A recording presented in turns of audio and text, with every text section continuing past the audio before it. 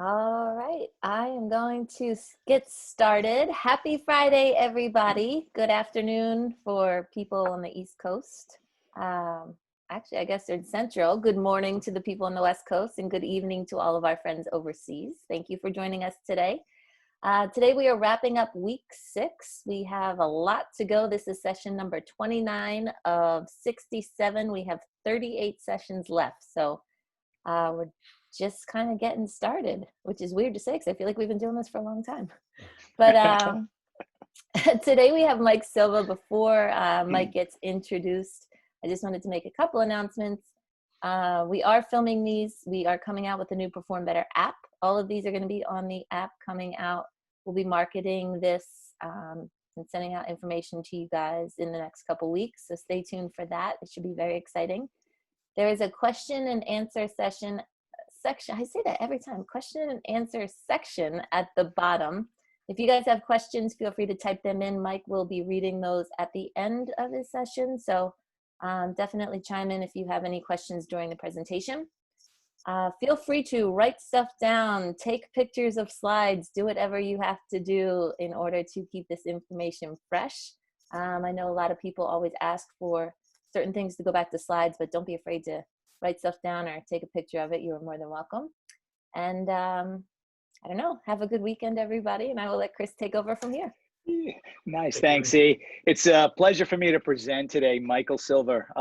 Michael, for those who don't know, Mike's a certified physical therapist, also certified strength and conditioning coach. Michael is here in Rhode Island, in our home state of Rhode Island. He has 3 facilities, Foundation, what is it, Mike? Foundation, Foundation Performance and Sports Medicine. Yep. 3 facilities in Northern Rhode Island, which Northern Rhode Island is about 20 minutes from Southern Rhode Island. So if those who know the size of Rhode Island will get that, but got 3 facilities here, very successful. Mike also is a creator of RUNstrong, educational platform geared towards the health of runner and performance and keeping runners healthy. Little thing, Mike did a 1-day here about 2 years ago, maybe 3 years ago, Mike, and did on run for runners. And it was a phenomenal workshop. And, I know there's going to be a little of that in this presentation today, but it truly is a pleasure to have us here today on a Friday afternoon. Michael Silva. Awesome. Thank you, Chris. Really appreciate it. Welcome, everybody.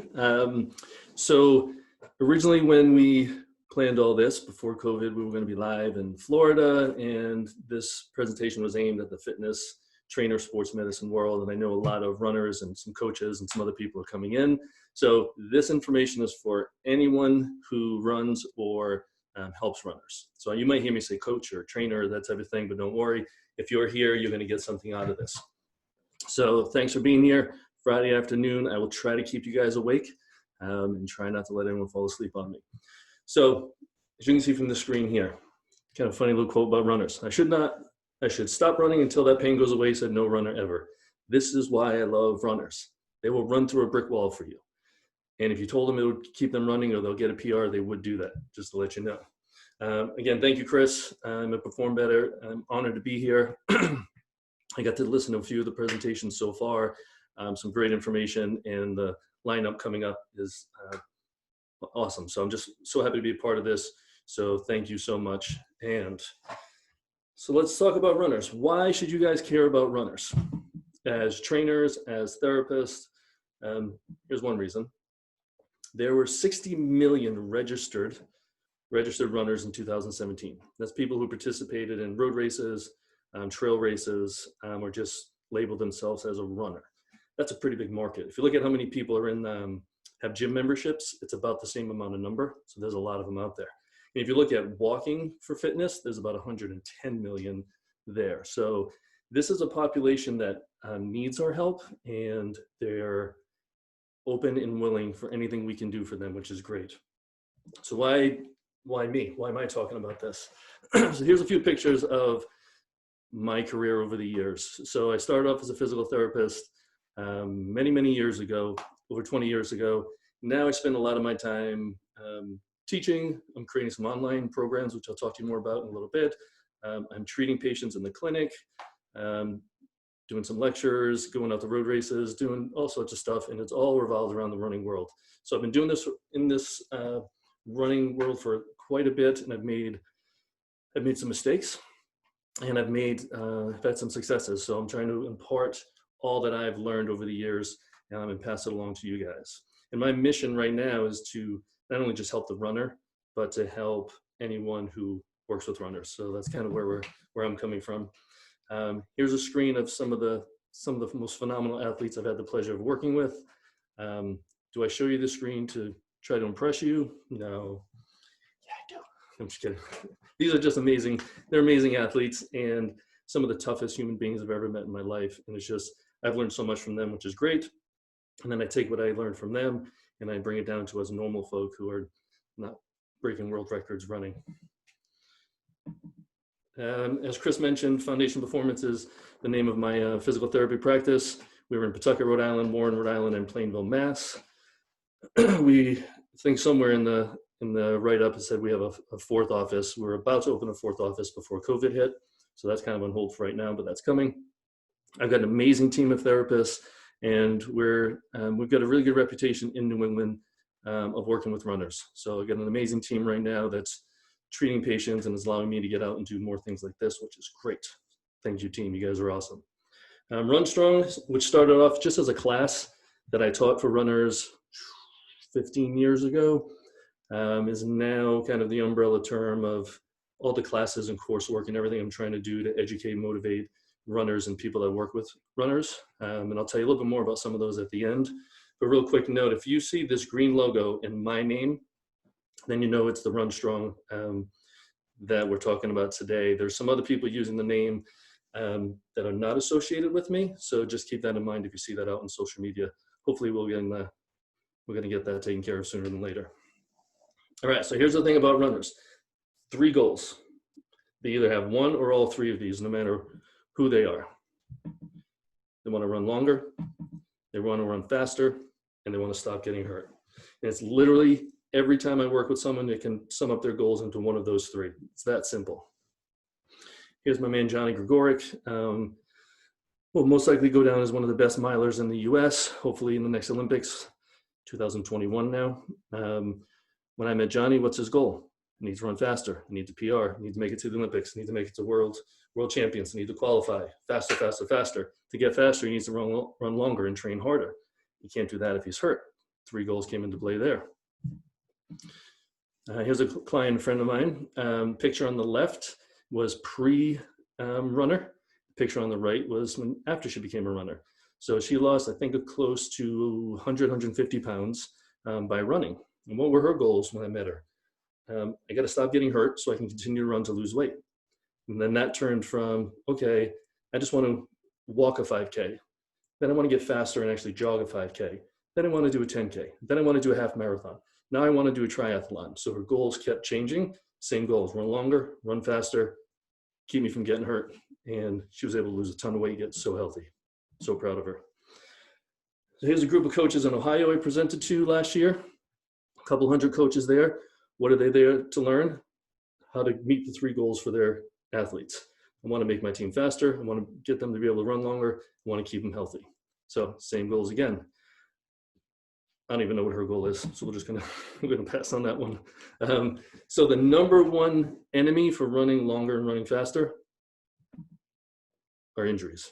Okay, so no matter how good you are as a running coach, no matter how good you are as a trainer, no matter how good you are as a runner, none of those skills and qualities are going to be shown if you're stuck at home laid up because you're hurt. If we as trainers, coaches, therapists, doctors, chiropractors, if we can do a good job at keeping these runners from getting hurt, we win. They win, we win, and they're going to tell everyone in the world about you, because that's all the runners really want. Keep me from getting hurt so I can run faster and longer. So if that's when you work with them, if that's kind of the goals that you're aiming towards and everything you do is pointing towards one of those goals, then you're going to succeed with this population. The problem is these injury rates are super high. Depending on the studies that you read, injury rates can be as high as 92%. And some studies say that every 100 hours of running, you are going to get hurt. That's pretty high.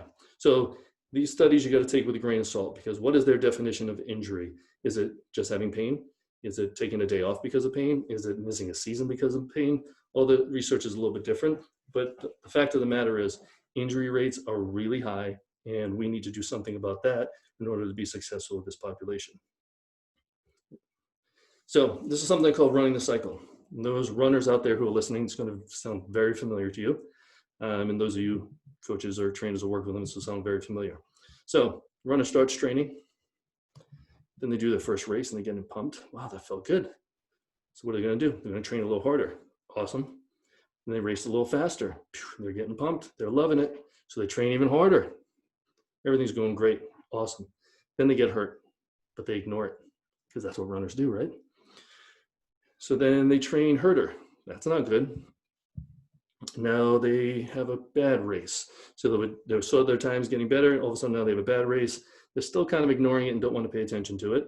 Now they start speed limping. You've seen those runners, they're running and it looks like they're near death and they're in so much pain, they're grimacing. It doesn't make running look fun, but they're doing it. Then finally they realize something's wrong, so they go to Google, which of course that's going to be super helpful, right? Then they don't finish. DNF, did not finish. They go to a race and they can't make it to the finish line. Now they finally acknowledge, shoot, I've got a problem. So what do? They go see their doctor. What does the doctor do? I call it AIR, Advil Ice Rest. Is that going to solve their problem? Probably not, but that's what they're going to get. Then they're going to return to running, and then you'll repeat the whole thing over and over again. So there's a running cycle. And I've seen this happen in runners over the years, dozens and dozens of times. So what can we do to break that is we've got to stop the madness of this whole running cycle. And how does it get that way? It's because they're looking for help in maybe the wrong places. You go to your primary care physician and you go in because you have some lateral knee pain. It's going to look like this and go, I don't know, take some Advil, take 8 weeks off, call me after that if you need me, right? Okay, it might be sound advice in the medical world. And to be honest, primary care physicians serve a role, and managing running injuries might not be their top priority. Hope there's no doctors out there getting offended, but it's true. Now you go to the walk-in clinic with the ER and you got Dr. McFlippy, who's trying to save people's lives and emergency surgeries and cure diseases and all these things. And a runner walks in with some lateral knee pain. He's probably not going to be the most knowledgeable or have the most time to put into giving the right advice, right? So he'll say, I'll go throw some ice on it. Don't bother me. Get out of my office. Get out of my hospital. Ice is not going to solve anything either. Maybe they go to their trainer. The trainer says, all right, just stop running. We're going to do some headstands. We're going to cross train. So this is going to help. Hopefully that's not the first choice trainers, but just trying to be funny here. The trainer may not be armed to give the right advice either. And this is usually the first place runners go, right? If you get hurt, it's got to be the shoes. So they go to their running store. I don't know what happened. I had the Gel Kayano 1s. Now the Gel Kayano 2s don't feel the same. It's a little bigger, a little smaller. Doesn't quite fit. Something's different. So they're going to blame the sneakers. And of course, stores want to sell sneakers. So they're going to sell you some sneakers. Probably not the problem either. So then they're going to go into Google. So this is a screenshot from this morning. Let's look at it a little closer. I Googled running injuries this morning. There it is right there. That's what I Googled. And look at that hit. In about half a second, I got 265 million hits about running injuries. Which one of those is going to be good? I don't know. Hopefully some, but we're not sure. Then I Googled how to get better at running. Now look at this. 2,090,000,000 results. Now, I'm sure a lot of those are not specific to running as an exercise. It could be how to get better at running a business. I'm not sure. But how do you work your way through all that? There's just a lot of information. And is the information good? That's up for discussion, right? Because this is what you're going to find when you go into the internet. Everything's 5 of this, 3 of that. Everyone wants to sum up and be as quick and efficient as we can, which is awesome. But, you know, when it comes to improving running and running injuries, it can't always happen. So this is kind of funny. So this one up here, as you can see, how to prevent running injuries for good. You're never going to get them again in 7 minutes. It's awesome. I've been I've wasted 20 years of my life and I could have done this in 7 minutes. Over here, 5 tips to prevent running injuries. Only 5. So I'm showing you about 9 or 10 exercises later. You only need 5 of them. And then down here, they only need 3 quick and dirty ones. I don't know what quick and dirty means, but they know, and they're stopping running injuries. So you get the point. Like, this is, and people aren't knowledgeable in the area of health and fitness, they're going to watch some of these videos and they're going to look at these content creators and they're going to look at these social influencers thinking that they're getting sound, great advice. Sometimes they are, because I'm not downplaying. There's some really smart people out there, but you don't know. So just be careful where we're getting this advice. So this is a curb in one of the sidewalks in Providence. It's right near a little cafe that I like to go to. And as you can see, there's a little problem with, let me get my pen out again. There's a little problem right here. So that part of the sidewalk has shifted up about, I think it's about 3 inches, 2.5, 3 inches, which is a decent amount. So they highlighted it with some orange paint to warn you so you don't trip. I tripped once, only once. Tried to learn from my lesson. So what did they do to correct that?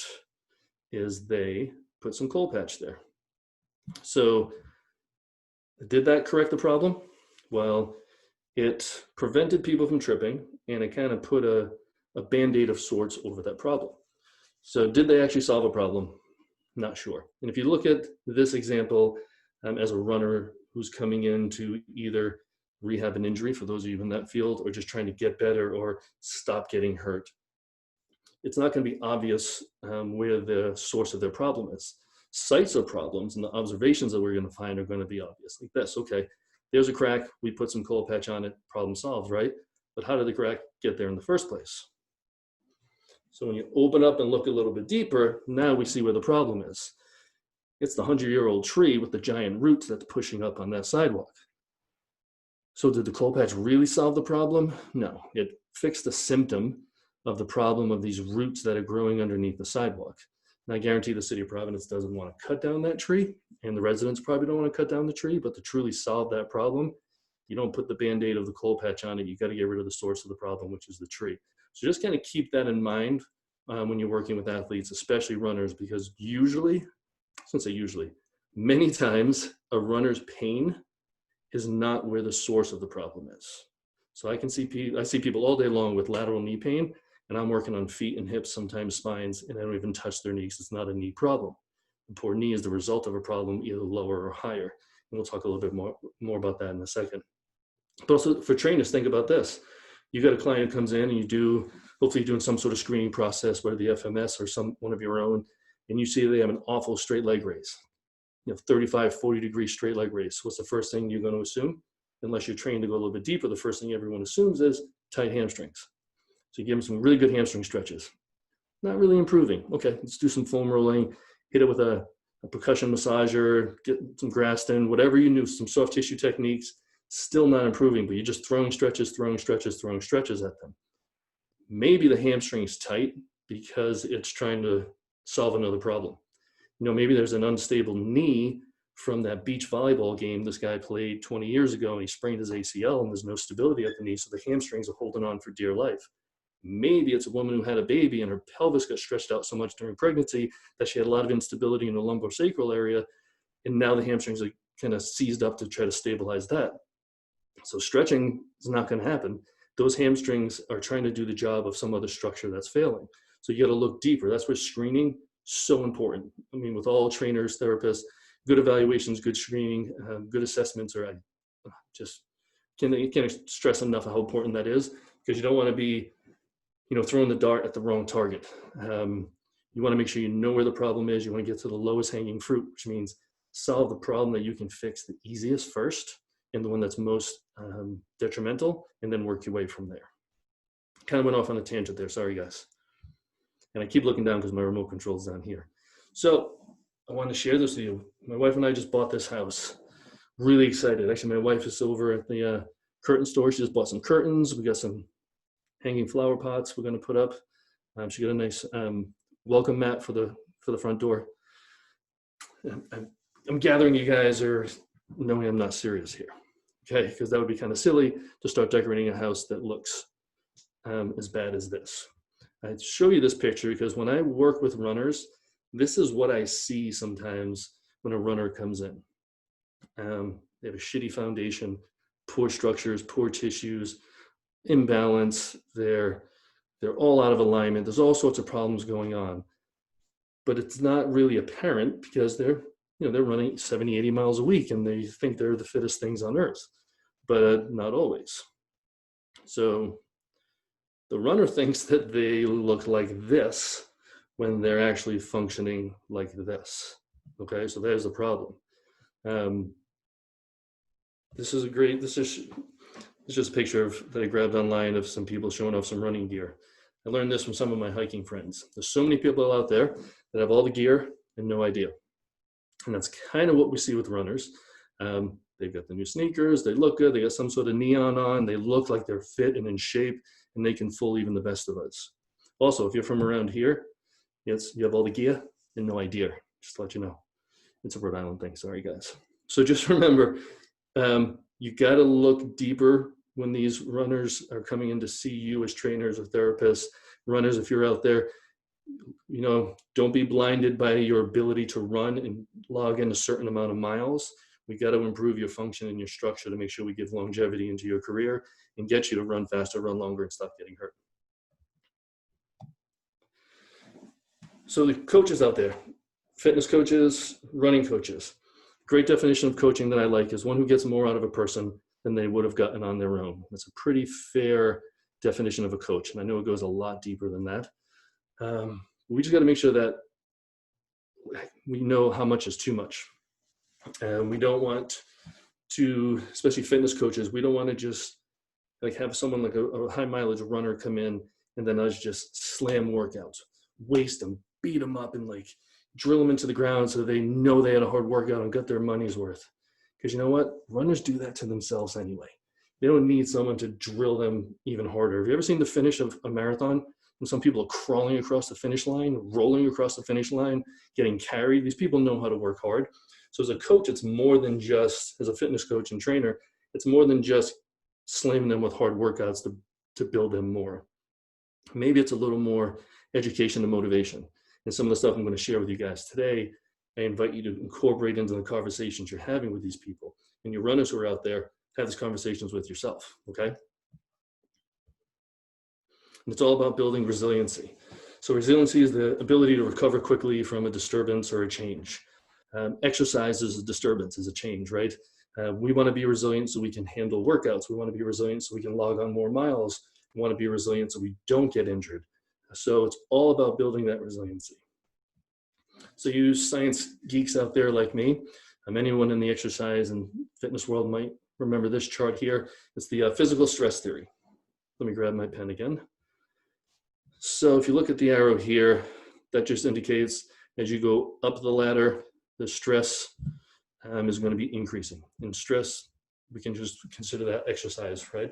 So right around the center here is the sweet spot where we want to get to. Increased tolerance and adaptation. So if you do just the amount of activity that you need, so see the line I'm drawing here, to maintain your current status. So you want your cardiovascular system to stay exactly where it is.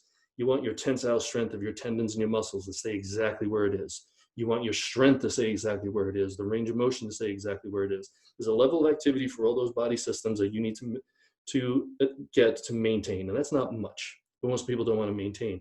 They want to increase that. So then that goes up into the green area here, where we get increased tolerance and adaptation. That's where we want to get to as athletes, as trainers, as coaches, as therapists, is we want to increase their tolerance. I don't know if you guys remember a thing called Wolff's Law. You know, you guys that have this educational background in these topics.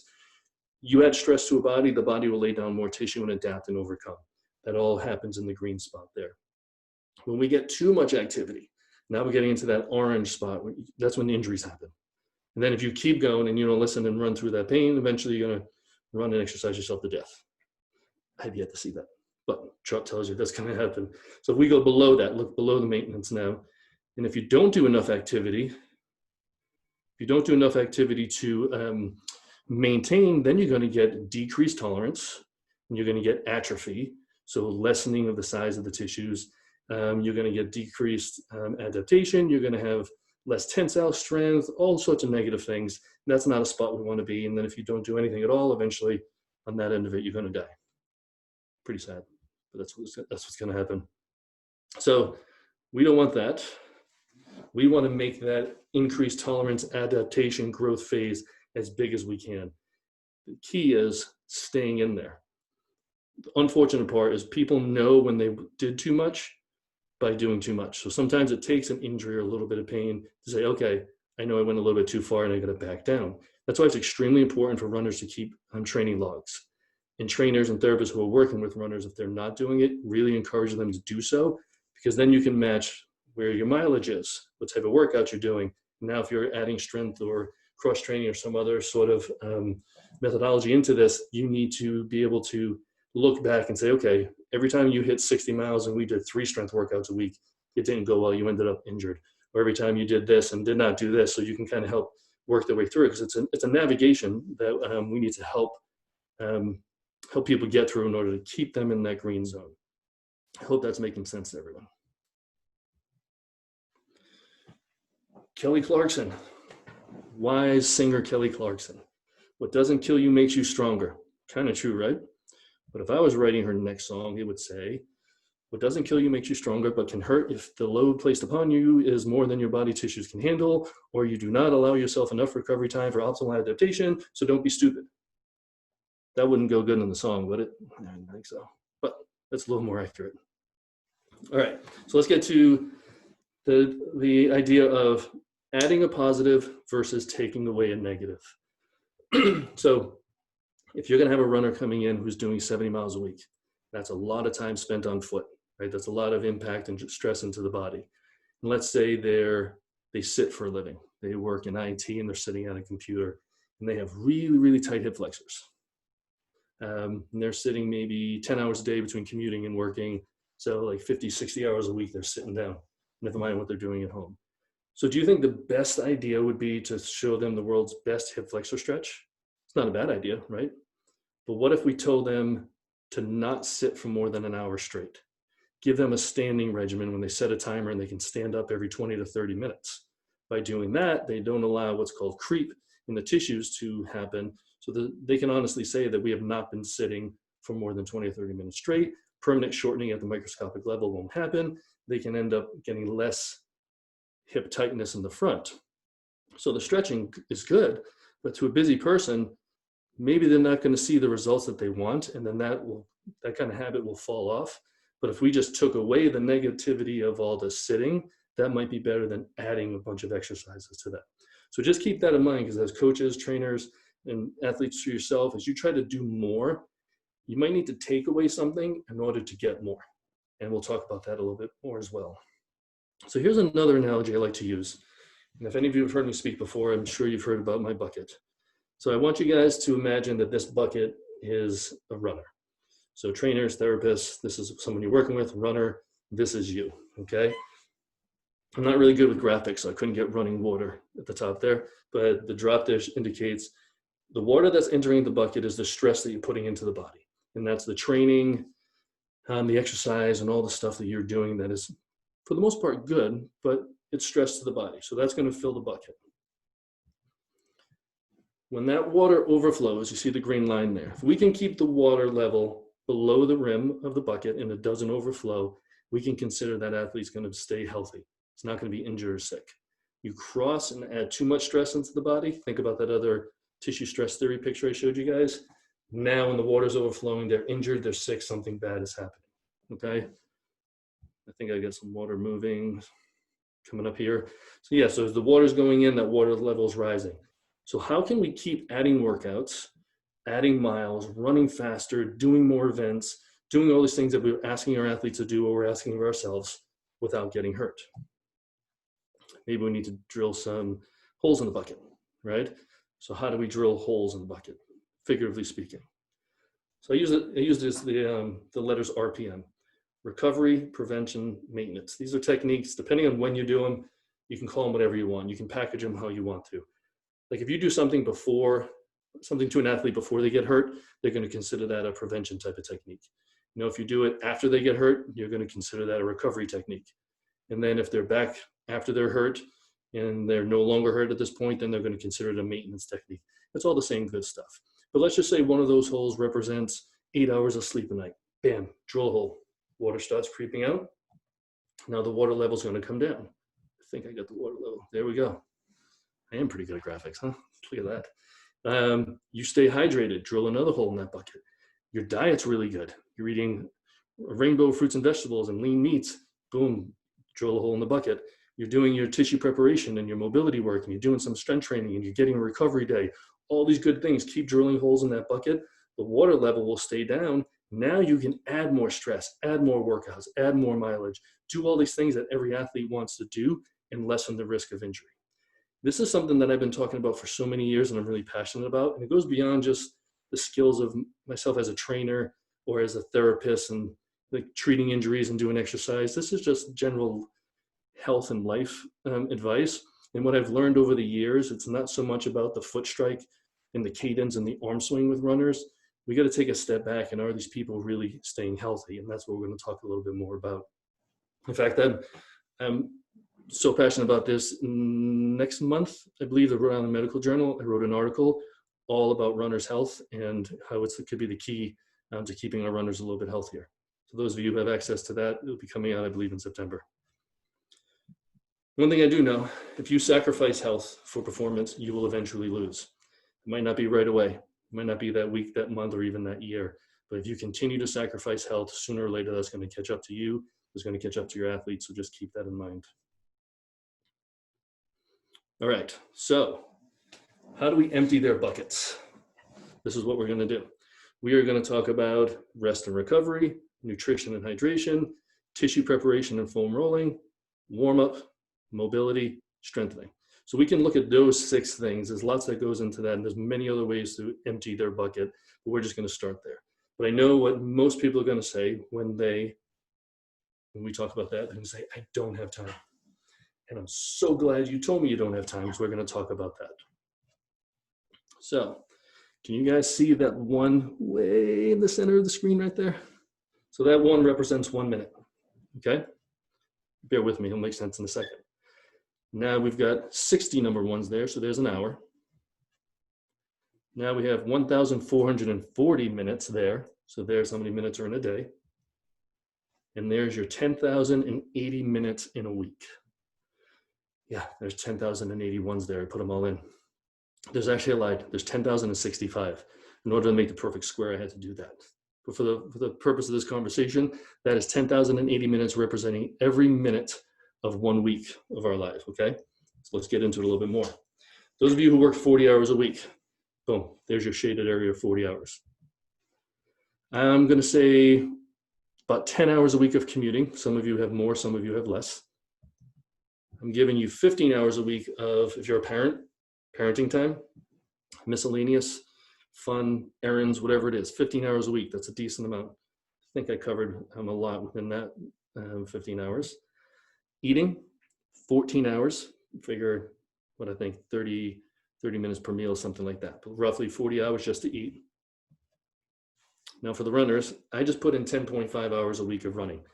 I've got runners, especially a lot of the ultra distance guys I work with, they're well above that, and I've got some that are below. But that's, for the sake of conversation, 10.5 is good. Now sleeping, you can see that occupies a lot of time there. There's 56 hours if you get 8 hours of sleep a night, okay?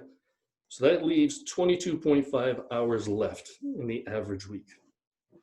Now you don't have to ask the question, well, what if I have to do this and what if I have to do that? I know everyone's life's a little bit different, but just kind of take the concept here. So that leaves 22.5 hours a week where we can now teach ourselves or our athletes some self-care and some of these emptying bucket techniques, right?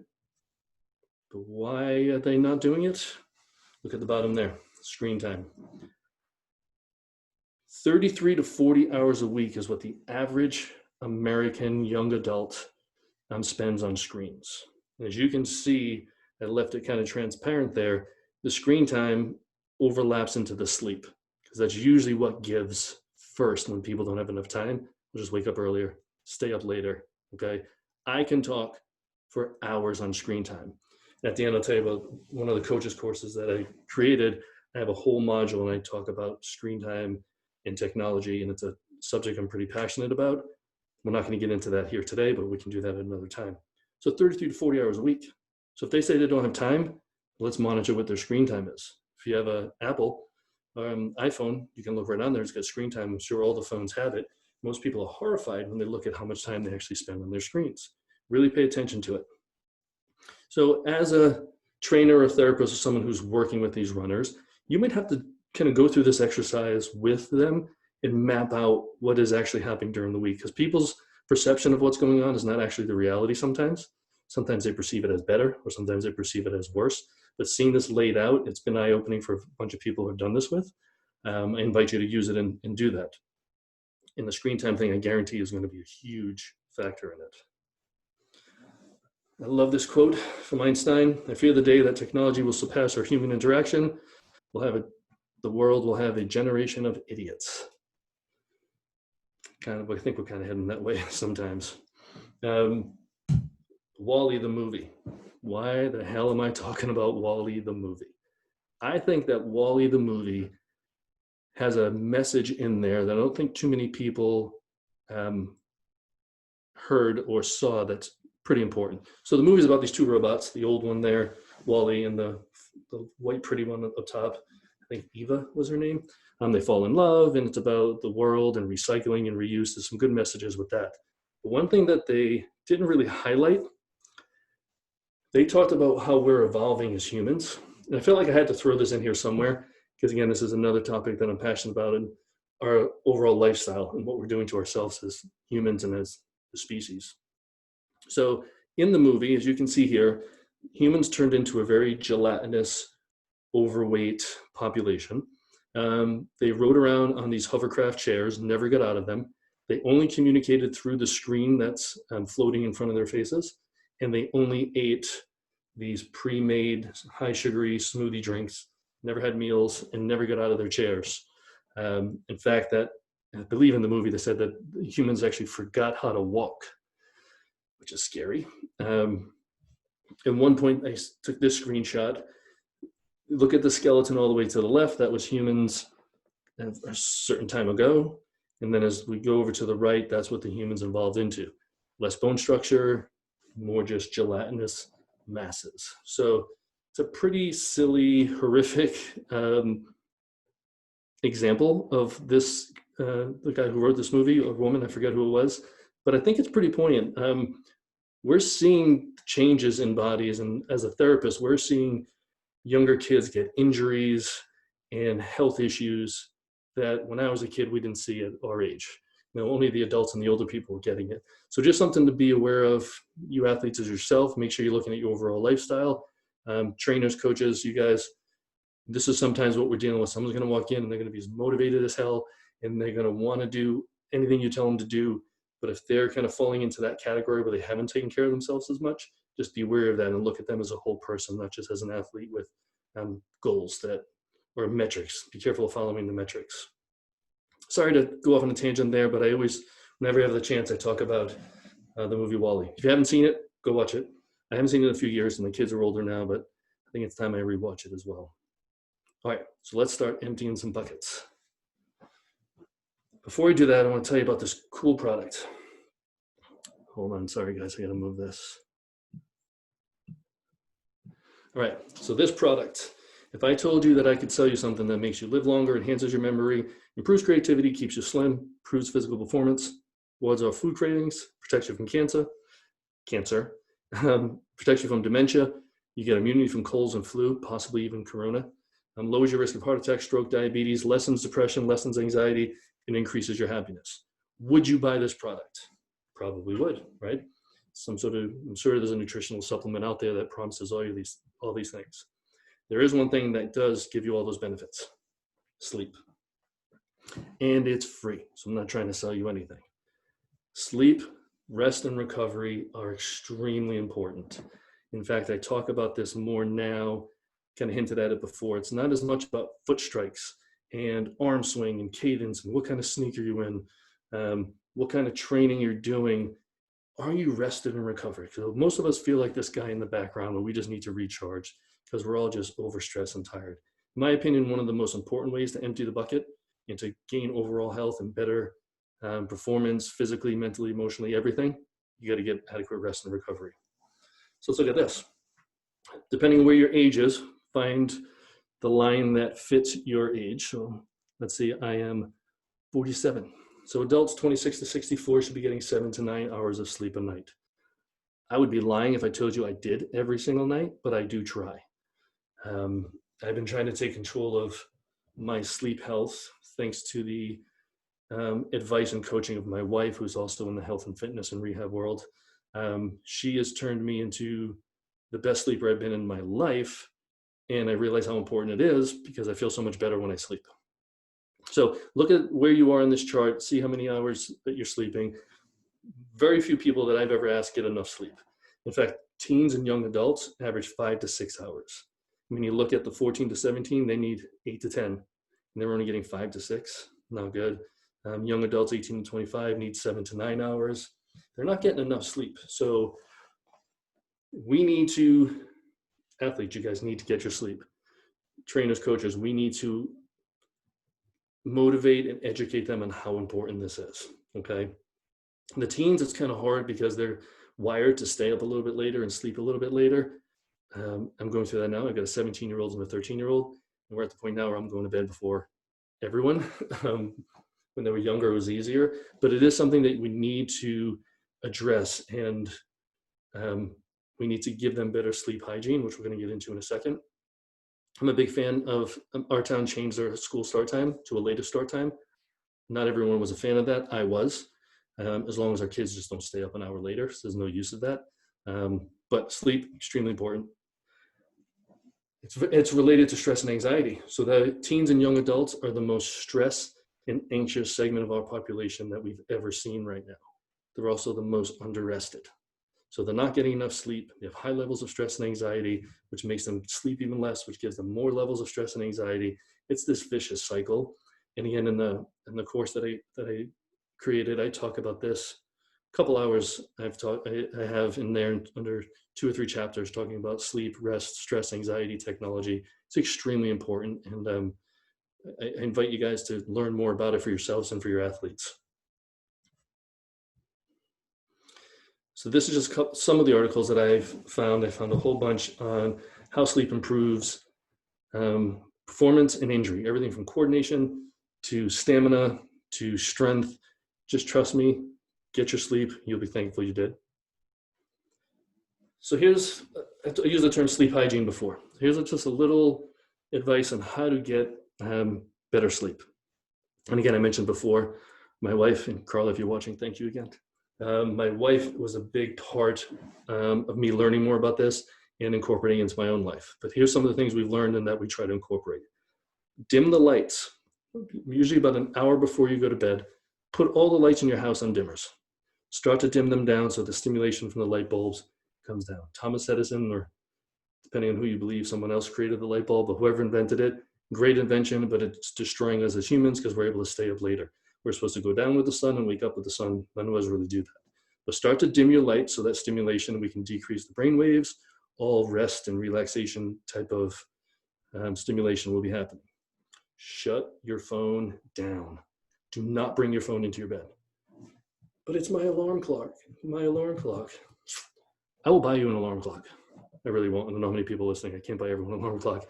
Get an alarm clock. You don't need your phone in your room. And if it is in there because you absolutely have to, put it on airplane mode, get all alerts off, and just use it as a clock at that point so it doesn't bother you. Put it in a drawer, put it underneath your bed. You don't want to see it. You don't want to hear it. You don't want to feel it. And I would do that at least 30 minutes, if not more, before you go to bed. Do a brain dump. Most of us have things in our brains, right? Have a pad near the side of your bed. Write down all the thoughts, to-dos for the next morning. What are you concerned about? What are you worried about? What do you have to do? What do you have to remember? Write it all down. The act of writing it is very therapeutic and relaxing.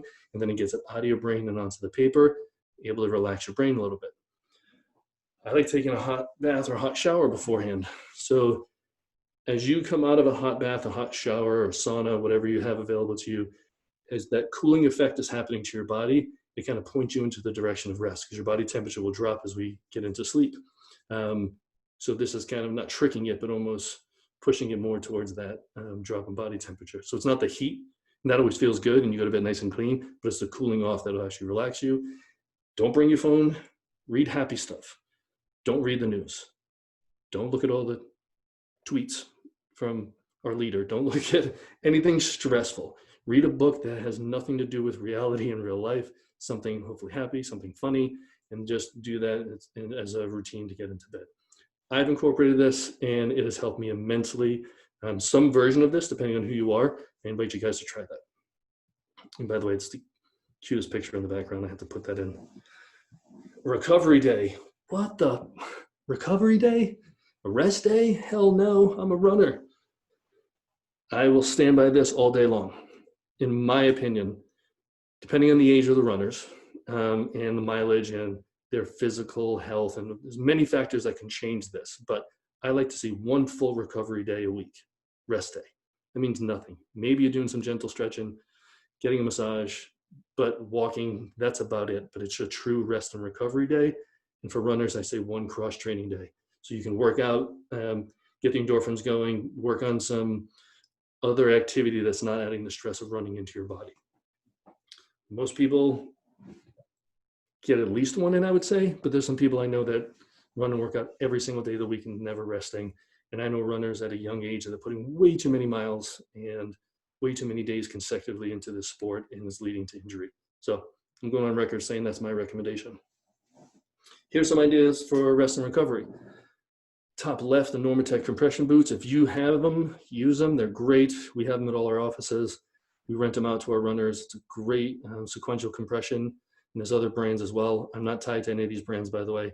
Right in the top center there, the Hypervolt percussion massager, foam rolling, some sort of self-massage is great. In the center there, you'll see an infrared sauna. Just let me point it out here. It's right here, infrared sauna. Swimming, you can use swimming and treading water on your recovery day, nice and easy. Cross training, you can get to a bike, do some biking, but compression of nights down here with the game ready, foam rolling, get a massage. The infrared sauna is great, like I mentioned. All these things are just ideas for rest and recovery. And I'm sure there's more out there. I can't keep up with all the technology, but very important. We're not going to hit your goals as an athlete. We're not going to increase, not going to run faster. You're not going to run longer, and you will not be able to ward off injury without the rest and recovery. Okay, a little bit about nutrition and hydration. Robert Yang, I'm going to apologize already. This is not going to be anywhere close to your talk yesterday. If you guys did not listen to Robert yesterday, amazing. It was on protein, pros and cons, but just his knowledge in nutrition is unbelievable. This is Mike Silva's Nutrition 101, kindergarten level nutrition. But I'm going to go on saying I'm not a nutritionist, a hydrationist. There's so much more to it than what I'm going to tell you guys. I'm just trying to make it light and fun, but just try to keep it as simple as we can. Seek professional help if you're not sure. Okay. When people come to me, my wife has an advanced degree in nutrition, certification in nutrition. We've got other nutritionists that we refer to. I don't claim to know these things. So keep that in mind. And definitely when you can watch Robert Yang's talk was great.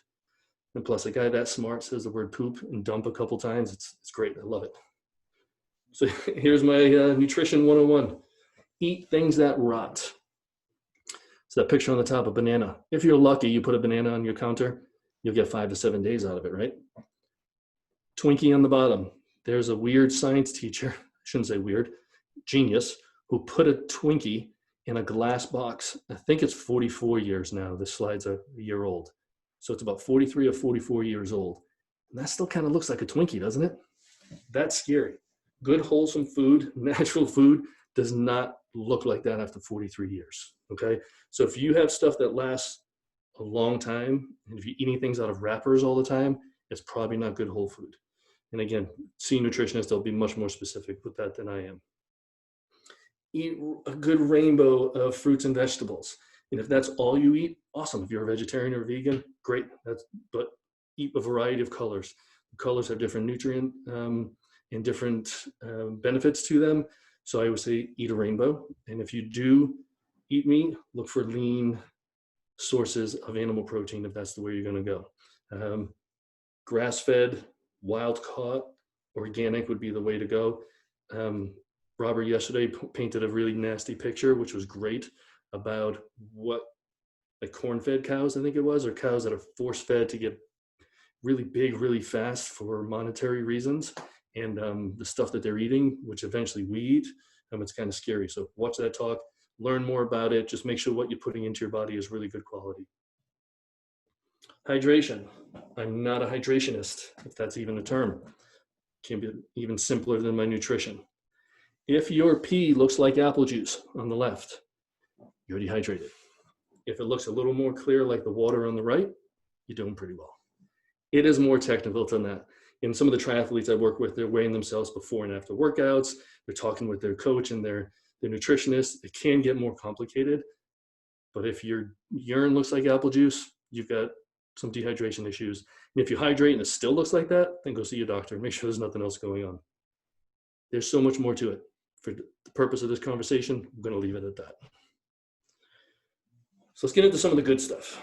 Tissue preparation, AKA foam rolling or self-myofascial release. Whatever you want to call it, doesn't matter. We're going to talk about it. I call it tissue preparation because I'm on the bandwagon of using this before activity. Some people like to use it after, so that you could call it tissue recovery. Whatever you want, it's very beneficial. If you guys don't know what a foam roller is by now, then you're probably living under a rock. There are millions of foam rollers and devices out there. Here's just a few examples. I'm going to use the term general as foam roller, but not all of these things here on the screen are foam rollers. There's massage balls, there's bumpy, spiky foam rollers, there's actual foam rollers, there's PVC pipes, there's sticks, there's massage balls, and everything in between. They all serve a purpose. And whatever one you're most comfortable with, I invite you to use. I love it. You're going to be able to wake up your neuromuscular system, free up adhesions microscopically in the muscles and trigger points, increase blood flow, it has a what's called a thixotropic effect, where it makes everything a little more fluid, which is awesome for our bodily tissues. It's great. We want to do that. Then you have devices like this. These are awesome. Some of them are. I'm a fan of impact massagers. So if you have a massage gun or something that pushes into your tissue, great, rather than just vibrating. I'm a huge fan of that. These can get pricier than foam rolling, but I think they serve a purpose and they do certain areas of the body better than foam rolling. I don't care what you use, but incorporate something. Real quick, there's a couple of research articles on top there. There's a lot more out there. I just threw 5 of the ones that I used when I was creating the course. And as you can see in the cartoon there, depending on who you talk to, some people are going to say do it pre, some people are going to say do it post. The reason I like doing it pre, so before an event, is so here's the sliding filament theory of muscle. So if you look at my hands here, as you contract the muscle, those filaments slide together. As you lengthen the muscle, they slide out this way. If you have a trigger point, which is an area of fibers that are stuck, right? They're not going to contract, they're not going to lengthen. If they don't contract, you're not going to get good muscle activation, so you're not going to be able to tap into the strength you have. If they don't lengthen, you're not going to get good range of motion. So by incorporating some self-myofascial release, foam rolling, impact massage, or something beforehand, breaking up those adhesions, so now you can generate more fiber sliding, generate more force, generate more length. I personally think that's a huge plus when you need to activate muscles for 1,000 repetitions per mile when you start running, or even before a workout. If you're doing a workout, you're going to concentrate on your glutes and your rotators of your hip. You want to make sure that there's some blood flow and less trigger points in there. So that's personally why I like doing it before. If you do it after, it has more of a muscle recovery effect, which is extremely beneficial. To get the best of both worlds, just do it before and after, because we have plenty of time, right? Just get off your screens and you have plenty of time. All right, so let's get into some examples of the foam rolling. So here's Annika, one of our athletes. So she's demonstrating quadricep foam rolling, and she's going back and forth, and she's trying to hold her upper body nice and still, and hopefully she's not collapsing into her lumbar spine too much. Now we're going to ask her to stop on top of a speed bump, we call it, and she's going to bend her knee 3 or 4 times. The speed bump is a trigger point that's in the muscle, and you know when you feel it, because it's that oh, wow, that hurts and almost takes your breath away. And we tell you to keep the pressure on top of that foam roller. And then when you're ready, bend the knee 3 or 4 times. Now you're going to see Annika come onto her side. So everyone says, okay, yeah, we're foam rolling the IT band here, which you are. But your lateral quadricep is more of what we're getting here. Your lateral quadricep actually goes behind the IT band and bumps right up against your hamstrings. It's not just a front muscle, it's front and into the side. So some version of this and onto the side will get a lot of the quadricep. What I tell people is try to get 3 or 4 different spots on the quad, bend that knee 3 times. As soon as you go to bend it, every cell in your body is going to say, don't do that, it's going to hurt. And it is, it sucks. It's not fun, but it gets much better release, I feel, than just mashing that tissue down. It's like a really toned down kindergarten version of ART that you can do to yourself there. So 1 leg at a time, get from the front all the way out to the side, and you're staying below the hip bone and then above the knee. You don't want to foam roll the bones, just the muscles and tendons. So don't need foam rollers. Lacrosse balls are great. I don't think you need to spend money on advanced massage balls. If you got 2 lacrosse balls, I think they work great. So Annika is going to demonstrate a technique here for the plantar surface. It's not a fun technique. So she's standing with the lacrosse balls right in the front of her heel where the plantar fascia would come in and insert. So depending on the level of muscle we're looking at, she's going to get some plantar fascia, she's going to get some of the intrinsic muscles, some other connective tissue in there, and really loosen it up. Then she's going to grab those lacrosse balls and get right behind her shin and try to get those deep, deep lower leg muscles that come in and control the foot. You can't get those with a foam roller. You need a small convex type of surface, just like a ball like this. And as you can see there, she's doing that pin and glide like she was doing with her quad. So we had her compress the soleus muscle, and then she would do some toe raises. And we also have you compress and then do some heel raises, so you're contracting and lengthening the muscle. So just an example of how you can use 2 lacrosse balls to get your whole lower leg. I don't think foam rolling in the lower leg is great, except for the calf muscle. Everything else, you got to get in a little bit deeper. So if you have a foam roller or a massage stick and a couple of lacrosse balls, is nothing that you can't get at in your body. So some people might ask, how long do you do it? Depending who you talk to, time's of an essence with a lot of these people. So beforehand, I try to have them spend about 3 minutes per leg. So about 6 minutes foam rolling, and then they get into their warm up and they go do their workouts. Some of the research says you need to spend about 90 seconds per muscle group. So you can take some version of that, whatever works for you guys. Okay, warming up. Hopefully by now you all know what a warm up is. It's some sort of preparatory activity you're doing before the real activity. So for now, we're going to talk about running. Warming up for runners is not just about increasing blood flow and getting the heart rate up, but it's almost, I like to call it impact preparation.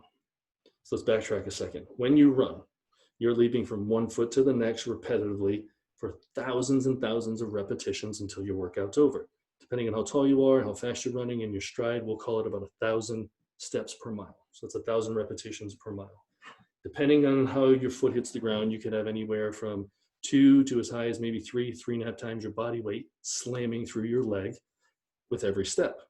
So if you have 3 times your body weight with every step, 1,000 steps per mile, and you just did a 10-mile run, I'm not going to do the math now because I'll show you how bad I am at math, but that is tons and tons of force that you just took into your body. So why are we not preparing our body for that impact, which is what the warm-up I like to do. And actually, I learned something years ago from Dr. Emily Spleichel. I hope I pronounced it right, Emily. I apologize if I didn't. Podiatrist out of New York area, I believe. I went to see her at one of the PerformBetter summits, and she talked about, she's big on barefoot. She's a genius when it comes to the foot. And she put the idea in my head that the surface you're going to train or compete on, you should be barefoot on, and to wake up all the receptors and all the, there's a lot of nervous tissue on the bottom of the foot, right? We can get a lot of information. So if you can go barefoot, if you're on a track, warm up barefoot on the track. If you're going to be doing cross country, do it on grass and dirt. If you're going to be playing tennis, do on the tennis court barefoot. So thank you, Emily, for doing that. I've incorporated it, and I try to have all of my athletes who do warm up do some sort of jumping and impact preparation barefoot first. Then strap your sneakers on and go for the run. I'm not turning people into barefoot runners. whole nother lecture for another time. So if we just see here, so Annika's doing what I call a running jack. As you can see, both of her feet are hitting the ground at the same time. So this is not running, but it kind of looks a little bit like it. She has the arm swing, opposite arm is moving with opposite leg. She's hitting with 2 feet at the same time, and she's also trying to get that point of contact underneath her center of mass. She's staying up on her ball of her foot or her midfoot. So we immediately cut the force in half because she's landing on 2 feet, not on 1. But it's even cut more than that because there's no forward momentum going on here because she's just jumping up and down. So it's a lot less impact on her body than the running would be. But you do a few sets of the running jacks, like we just saw, your heart rate's going to go up, your blood flow is going to increase, your internal body temperature is going to increase, which is part of a warm-up. And now you just prepared the foot, the ankle, the knees, the hips, the spine for some impact, slightly less than that first step. Do not, and we'll look right into the camera here, do not use your first mile as your warm-up. Please don't do that. I know people and coaches do it all the time. I'm not a fan of that. Do some sort of activity like this before you do the first easy mile, but don't just go out there and start slamming a mile in, right fresh out of your car, fresh out of bed. Okay, so the picture on the bottom left, everyone knows this exercise, jumping jacks. What I like about this is we're now taking the legs in a different plane of movement. So running, right, front to back. Now we're going side to side. Here's a cross jack. Learned that when I was in New Jersey for training for warriors. Thank you for that, guys. Love this exercise. So we're getting lengthening contraction of tissues on the inside and outside of the legs, adductors, abductors, moving across the body. So it's not something we want to do as a runner to cross midline, but we're waking up tissues and joints in a different plane than we would with running. Great way to wake up and get the proprioception going. So some sort of jumping like this, get creative. It doesn't have to be a running jack and versions of jumping jacks, but please, please, please incorporate some sort of running into a regular part of your warm-up. And I also have a lot of my injured runners using jumping or skipping rope as part of their recovery to build their resiliency to the impact. So invite you and encourage you to please do some sort of impact preparedness for your runs. I think I'm doing okay on time here, 3:04, okay. So here's another form of a warm-up. So this is what we call a soldier kick. There's a bunch of different names for it. So Annika's an amazing athlete, by the way, hopefully a future Olympian, but she does not have a great soldier kick here. And you're gonna see the camera go in, we'll see her pelvis moving around a lot. I'm showing this, one, it's a decent warm-up activity. So we're activating hip flexors, we're opening up hamstrings, but also you can turn anything into a core exercise. Stretching, warm-up, strengthening, because right now, if we could train her to maintain a neutral spine, not let her go into lumbar flexion like she's doing right there. So if she can maintain that lumbar spine and that pelvic in one position, while her strong legs are kicking out in front, I would consider that core awareness or low-level core training. So we're training the muscles of her deep spine and deep abdominals, her spina recta to hold, rector spinae, to hold the spine and pelvis in one position, while the dynamic movement from her big, strong leg muscles are trying to move that. That's what we need to do with running. If runners can maintain a good position in their pelvis and control the shifting and moving, then they're going to have a lot of energy leaks through that area. So make them aware. I don't like seeing the warm up as a social hour, especially for high schools. So you coaches out there, I mean, they're catching up on socializing and hooting and hollering at the girls and boys. Like, they need to pay attention, and you need to make every step count. Don't just use this as a time filler. Because if they just kick and allow their lumbar spine to go into severe flexion, or they allow their head to drop into upper cervical extension, which will happen if there's a lot of tension in the dura through the nervous system down from the brain through the spinal cord, all sorts of bad things can happen. If we can resist that, then we're training much more efficiently. So this is why I like this exercise. All right, another good one here. So this is a side step crossover. So you go into a side lunge, you cross over, bring your arms overhead, and you reach back. Annika's not great at this one either because she's really tight in certain areas. But if you think about it here, so she's getting a little stretch to the adductor, as I pointed out there. Now she crosses over, and now she's going to get elongation from the lats through the side of the trunk, quadratus lumborum, and then side of the hip. Let me just run that again. Okay. So here, right adductor opening up, she's kind of waking up that left glute. Now she's crossing over and reaching back. She's actually taking her arm and really pulling. You want to make sure with this one that there's no rotation happening. So if you look at her pelvis, when she crosses over, she tends to rotate where she's headed slightly. So I would take her pelvis and rotate it to the right a little bit to keep everything nice and square. If your runners, and you as runners or coaches and trainers, if your runners are not getting their arms over their head ever, then you're not doing them great service. We need to free up thoracolumbar fascia, lats. There's a good connection between lats and glutes and stabilization of SI joint and core stability. And so many runners, they lose shoulder flexion mobility. So make sure you're getting them arms overhead whenever you can. Right, so those are just 3 quick warm-ups. Those are not the only ones. And warm-up is only limited by how creative you are. As long as there's a purpose to what you're doing, it can look like the Macarena. I don't care. As long as there's a purpose to it and solid sound mechanics are happening, then go for it. Get creative. Just keep in mind the warm-up can be turned into a core awareness exercise, which is great. All right, mobility. So the exercise we just saw, the crossover side step, we're not holding that, so we're not stretching. It's dynamic. We're just moving in and out of it. So now this is that same position, but now we're going to work on the stretching here. So here's my son, Jack, and he's crossing over. He's keeping everything pretty in line. His chest, head, pelvis is facing straight ahead, which is great. He's going to shift the pelvis out, and he's going to side bend over. He's a little tight because he's growing like a weed. I think he was about 15 at that time. But we're going to get elongation through the lats, through the QL side of the trunk, and then down the outside of the hip. And that will loosen down into the IT band.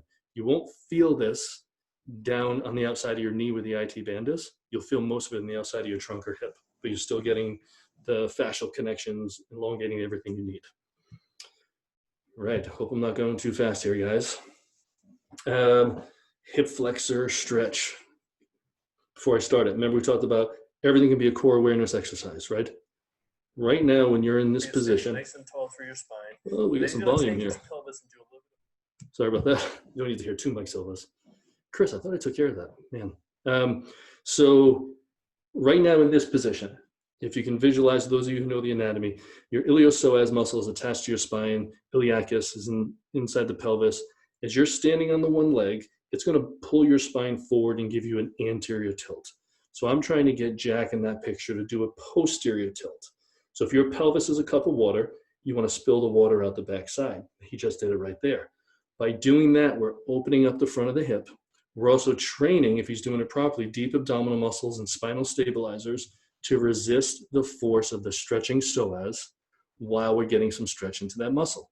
Now, again, remember I said lift the arm up with the runners when you can. Let's throw some thoracolumbar fascia opening up in there as well. So this, in my opinion, would be a core awareness exercise, opening up the front of the hips, which everyone needs, incorporating some overhead activity, which is what every runner needs as well. Great exercise, very simple.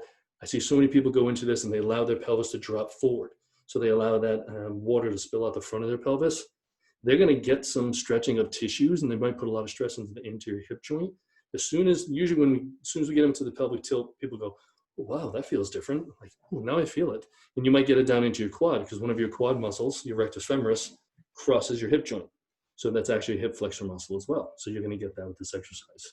And those of you who sit for a living, do this. Every 20, 30 minutes, get out of your seat and do this. Okay, so kind of in an opposite note. So with the hip flexor, we're trying to train them to resist anterior pelvic tilt. So we have them kind of go into a little bit of a posterior pelvic tilt. So right here in the figure 4 stretch where we're targeting some of the rotators in the glute, you're going to see Jack kind of pull his knee all the way in and his butt's going to lift up, right there. So now he's going into lumbar flexion.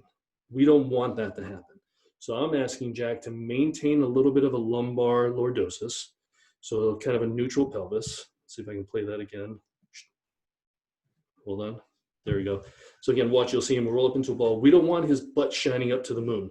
So we want to keep a little bit of lumbar lordosis, keep his butt on the ground, and pull just from the hip joint. So what are we doing there? We're training his spinal and pelvic stabilizers to resist the tension that's coming from those muscles in the posterior hip that he's stretching. We're going to get more stretch in the hip we're going to get more core awareness through the pelvis, and it's a more functional and less harmful exercise. I've seen some people hurt their SI joints and back because they're really tight and they go in and they roll themselves up into a ball. I don't think that's appropriate for this type of stretch. Okay, again, everything is an awareness exercise. So this one here, Jack's going to be showing you a calf stretch. So it's going to go down real quick. Those of you who have flat feet, really pay attention to this. Jack's arch is pretty good right there. But what you want to make sure is that you cue yourself or your runners to maintain that arch under the foot, what I just kind of cued him in there. And then you lean forward and get into the hamstring stretch.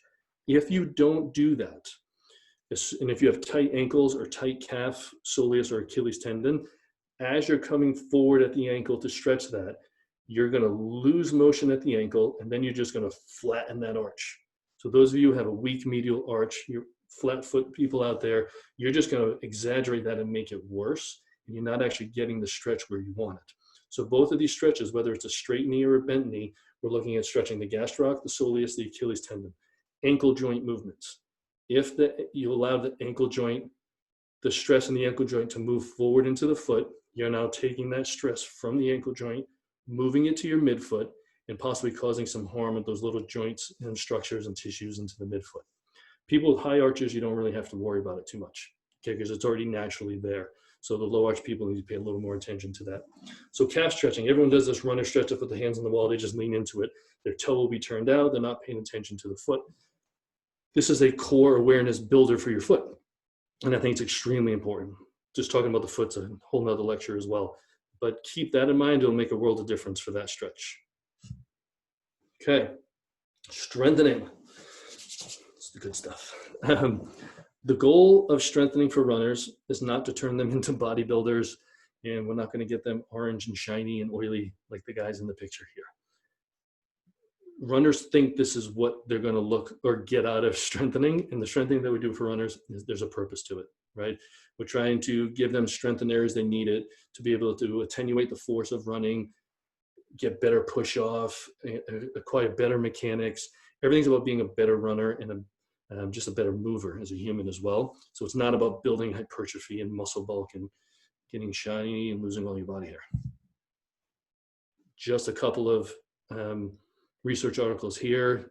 There are a ton, and I can't stress enough, strengthening is important for distance runners.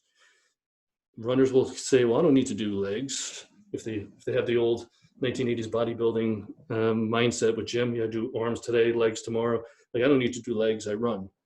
Well, we gotta have a paradigm shift for a lot of these guys, and it's all the matter. It goes back to what I talked about before. We need to educate to motivate these clients.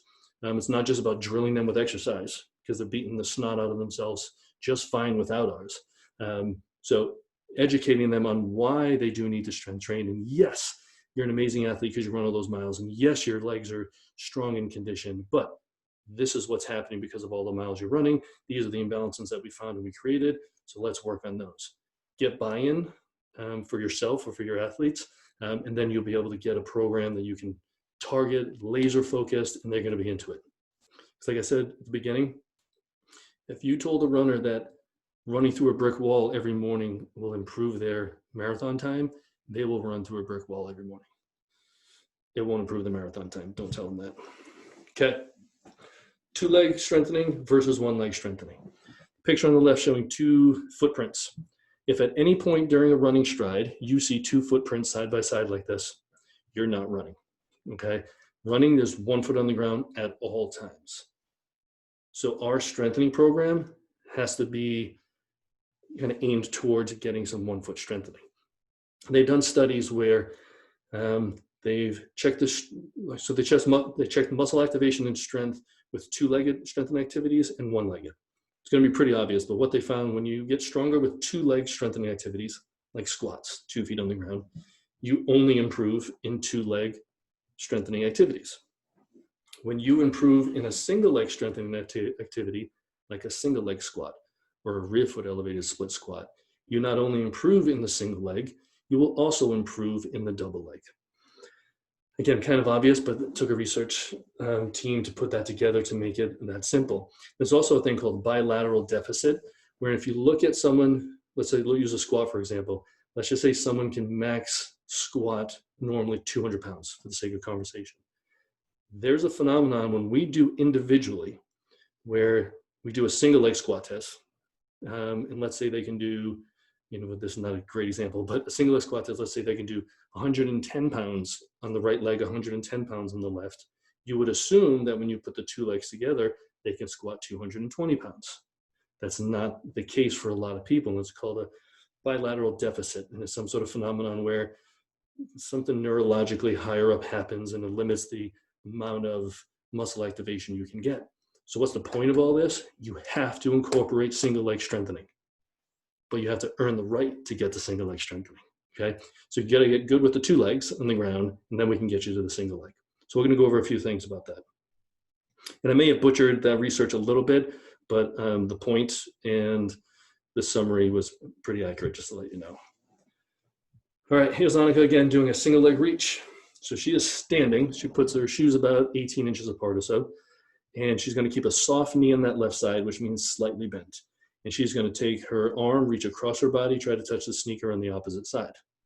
So there's a lot of cueing that we do depending on the person. So if someone has a really flat foot, we'll want them to do kind of like a Yanda short foot type of position where we kind of lift the arch up a little bit. So get the intrinsic muscles in the foot active, really spread their toes out, get that foot really involved here. So I like to do a lot of this stuff barefoot. Now the knee stays soft, so the quads and hamstrings are co-contracting to keep the knee at a certain angle, so building some stability at the knee. And as she's reaching, she's eccentrically lengthening the hamstrings and the rotators in one direction, and then the hamstrings and the opposite rotators in the other direction. And then she's concentrically contracting and she's pulling her trunk up. So her trunk is the resistance for those rotators and hamstring. She's going to get more range of motion out of this. Her balance is going to improve. Her strength in her rotators and hamstrings is going to improve. There's a lot of bang for your buck here.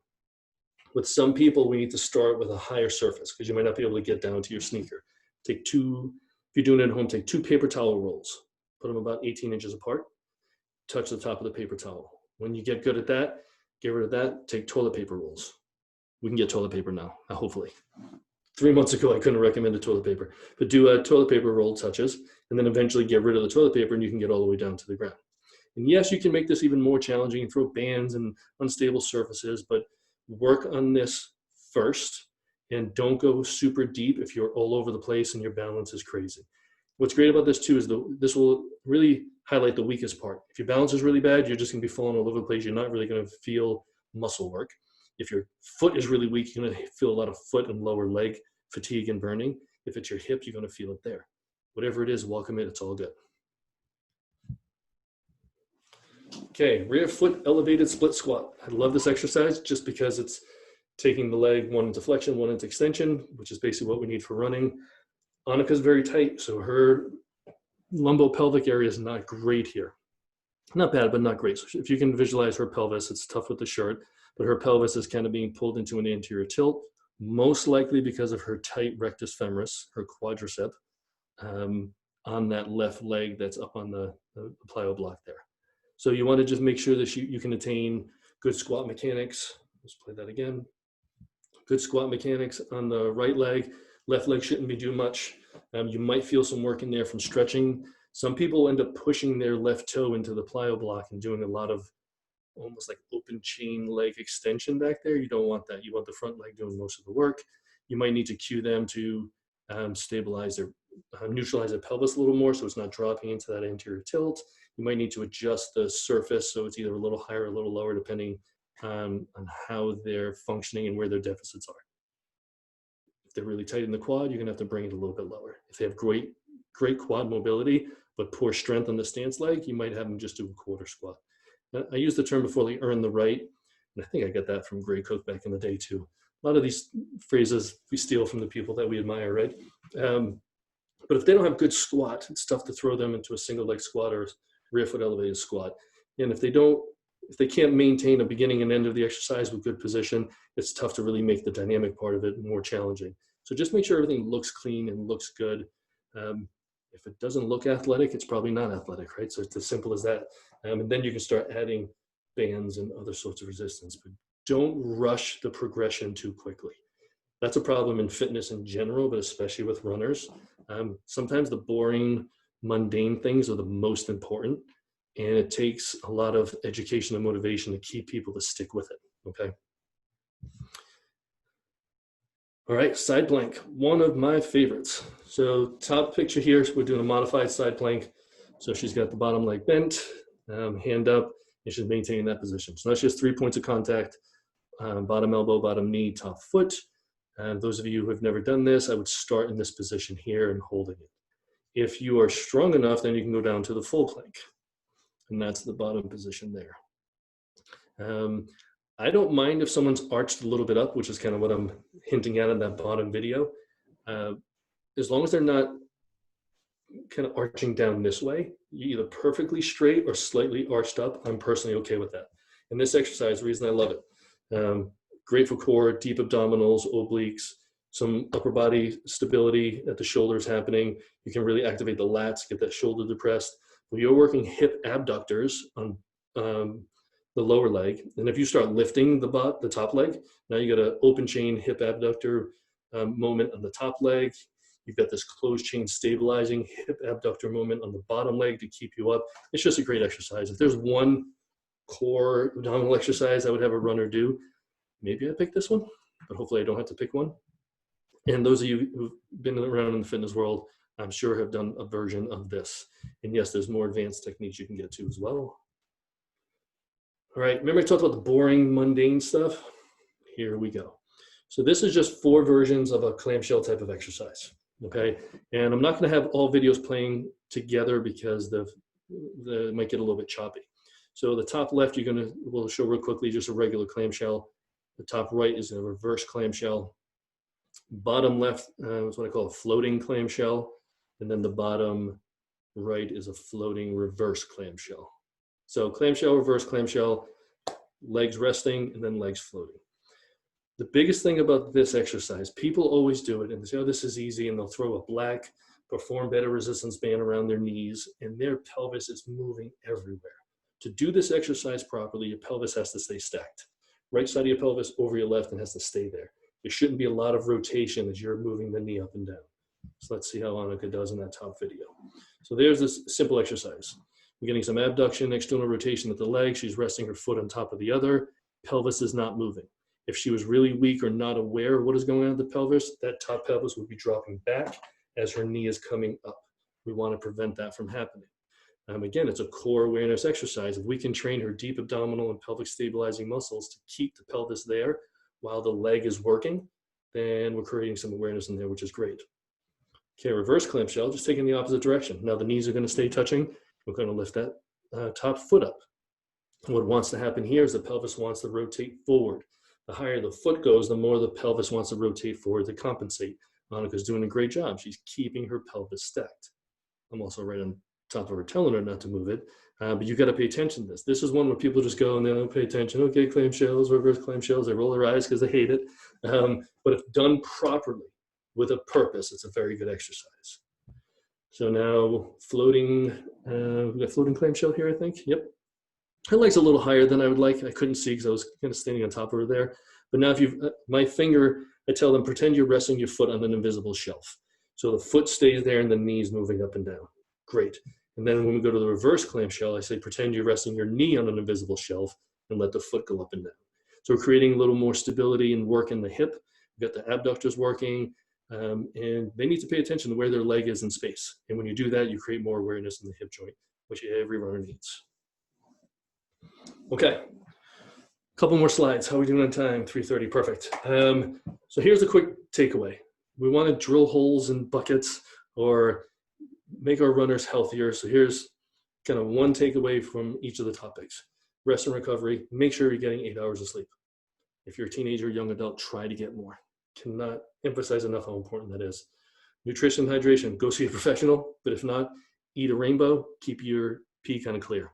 It can be a little yellow, but you don't want it looking like apple juice. Tissue preparation or tissue recovery, I like the preparation. Give me 5 or 6 minutes before every workout, every run. Warm up, give me 3 minutes.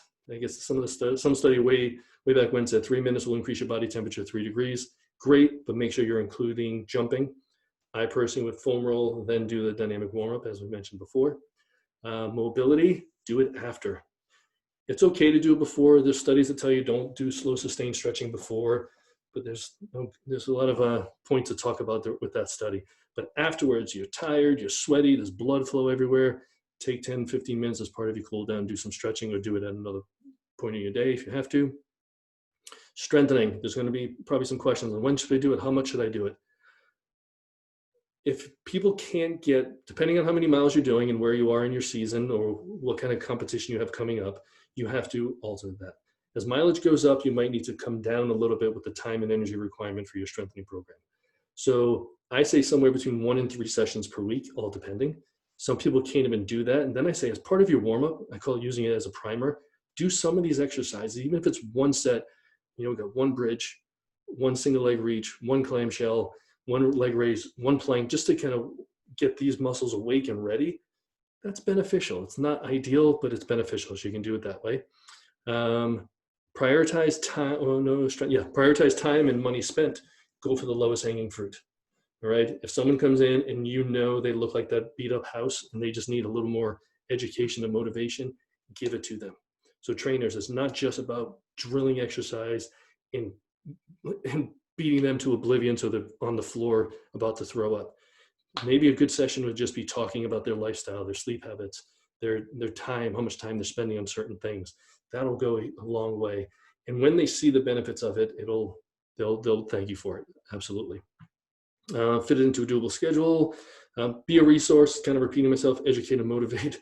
Funny thing, number 10, don't use the word jog. Runners don't jog. Back in the 80s, people jogged. People don't jog anymore. Just don't use that term and they'll love you. All right, one quick fun thing here. Here's an athlete we had years ago. Now I can't see and I'm not looking for answers, but I want you guys to answer this to yourself. So the picture on the left, let me get my pen out here.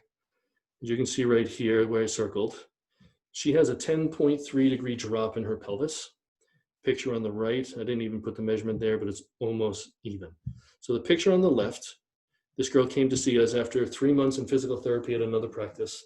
And they were treating her for an injury. I'm not going to tell you what it is yet. And she wasn't getting any better. The picture to the right, all we did with her is put her on a strengthening routine. We saw her for 3 physical therapy visits. This was a long time ago. I think it was like 3 or 4 tops over the span of a month and just put her on a strengthening program.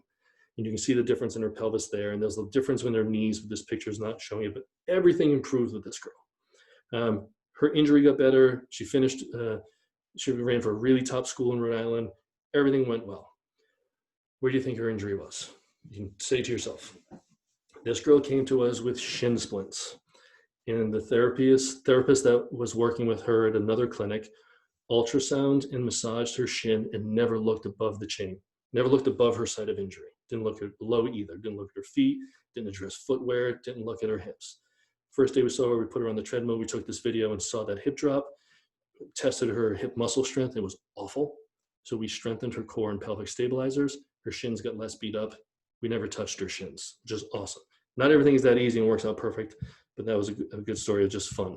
I'm just trying to paint a picture of working with runners. You can make a huge difference with minimal effort and time if you know what you're looking for, what the goal is that you're trying to accomplish. One more here. So the sneakers, let's grab the pen again. Okay, sneakers right here. These are the sneakers that this athlete was wearing before he came in for physical therapy. And as you can see, the front of his left shoe, there's an obvious problem there, okay? The sneakers to the right was after we implemented some therapy, and he put in about the same amount of miles. This is a very good, talented runner who's D1 NCAA, if they have a season, starting this year. Okay, so he came in and he was with his parents, and they said, why does his toe hurt?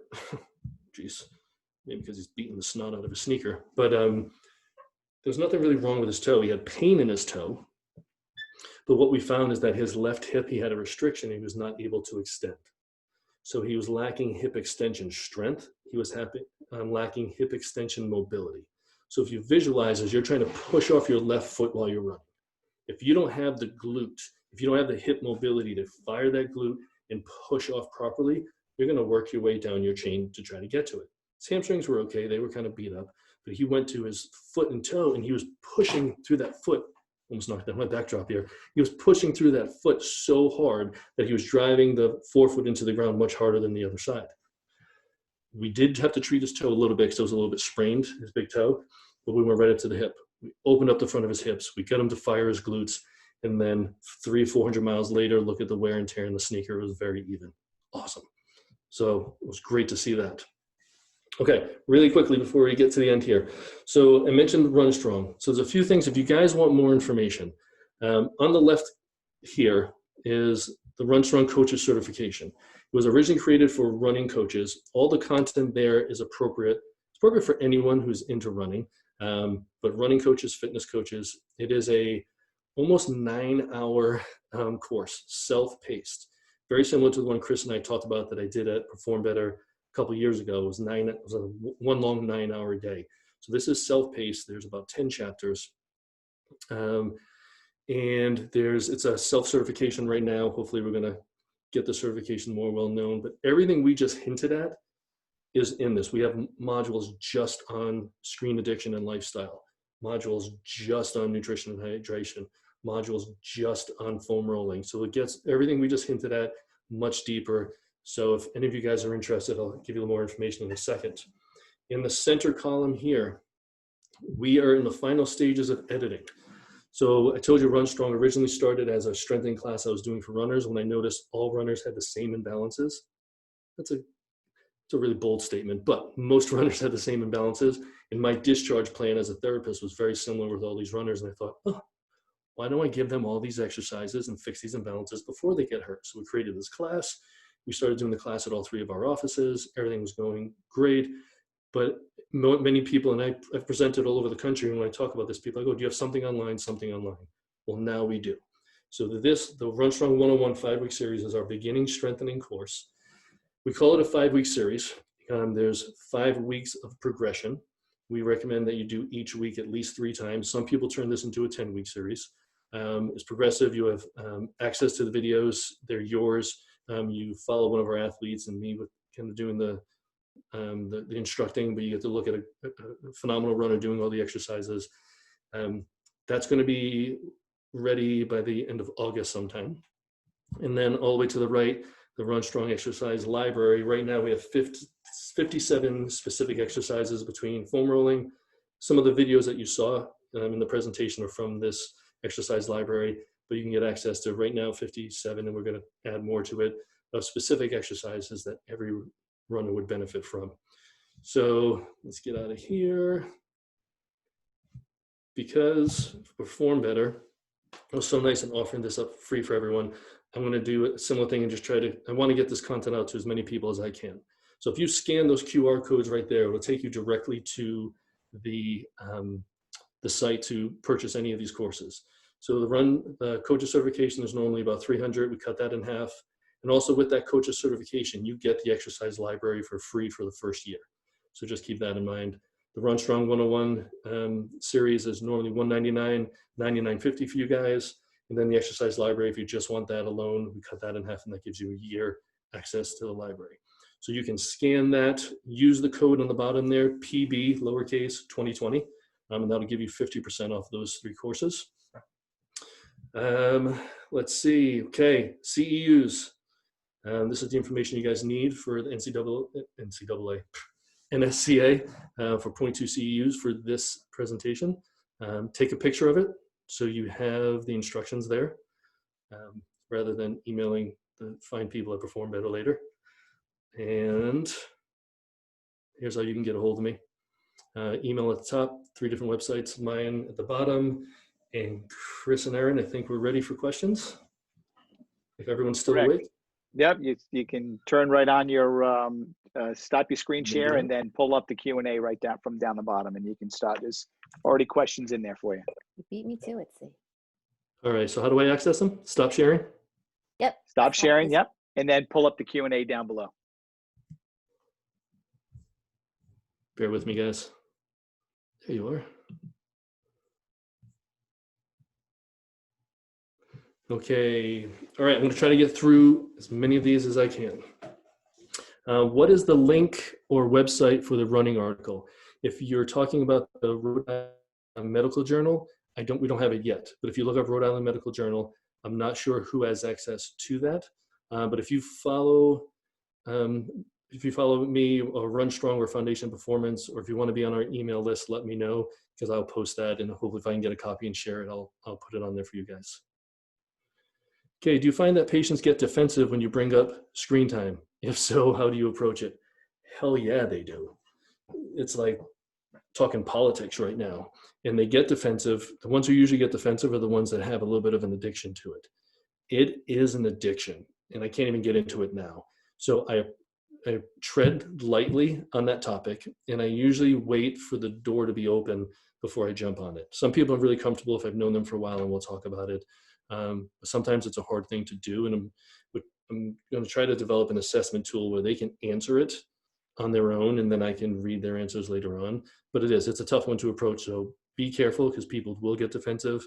They'll try to defend it or deny it, but still you need to find a good way to approach it. It's not worth avoiding. Michael, I'm totally with you on WALL-E. Yeah, great movie. Thought all the same things the first time I watched it. Yeah, watch it again. Tell everyone should be watching that movie. Okay. How did she turn him into a great sleeper? I'm assuming you're talking about my wife when I mentioned that she turned me into a great sleeper. She just, all those things that we talked about, she's a wellness coach as well, so she kind of talked to me about it, as far as limiting my caffeine to before 1 o'clock in the afternoon, and all those things that I talked to you about. I'm taking a hot bath or a hot shower, or we have an infrared sauna. I'm doing that every night. I'm trying to dim the lights in the house. Unless I'm super busy, I'm trying to not be on my computer. And we have a section in our kitchen where we charge all our phones, keep them out of the room. I'm trying to follow the advice that I'm giving, and it absolutely helped. Hope I answered that question. We have a 10-week-old. We're definitely not getting enough sleep. Shit, yeah, you're not. Sorry, man. Good luck. Ferber method for sleeping. But good luck with that, in all seriousness, because I remember being there and being sleep deprived and trying to care for youngins. That's tough. But good luck with that, Scott. Anonymous attendee, is there a limit age to become a professional runner? It's a really good question. I don't know if there's an actual, I'm sure there is something with age, but I think what comes into play is if you're running for like a D1 school, there's certain things you can and can't do as a runner if you're associated with the university, especially if you're a scholarship athlete. But I've seen people at a pretty young level go to world-class events and race against pros. And then to be a professional runner, usually, what does that mean? Usually means you make a living out of doing it, and that comes from sponsorships. So if you've got a 14-year-old who's that good, and Nike or Adidas or Saucony gets their eye on them and starts throwing them money, then I guess that young person could be a professional runner. So I don't know exactly if I answered that, and I don't know if I have an exact answer for you. Sorry, Anonymous. Jocelyn, okay, is it okay to run low mileage every day, say about 3 miles a day for 6 months, in addition to strength training? Okay, it's hard to answer that because I don't know you and what your body and how you're functioning. But I still am going to stick with 1 complete rest day for most people is needed, and 1 cross training day. So if I had to give you an answer, I'd say don't do it 7 days a week for 6 months. It is pretty low mileage because you're only getting in 21 miles a week, which in the grand scheme of things is not a lot. For you, it could be a lot, or it could be very easy. If you're handling it well, you're meeting your fitness goals, you're not getting any negative repercussions, and you're spiritually, emotionally, physically doing great with all of it, I'm not going to tell you not to, but my advice would be throw in a cross-training day, because sooner or later, that's going to catch up. That cumulative trauma, that repetition day after day after day, it'll get to you sooner or later. What about foam rollers that vibrate? Yeah, there's a lot of those going out there now. Vibration is not a bad thing. Okay, how can I say this? I like the impact massagers more than the vibrating massagers and the release they have on the tissue. That could be just me, but the vibrating will get a little more blood flow. There's nothing wrong with it. I don't know if you've ever tried one, but they are loud. They're great. I mean, they'll wake up if you live in an apartment, you're going to wake up whoever lives below you. So be careful with them.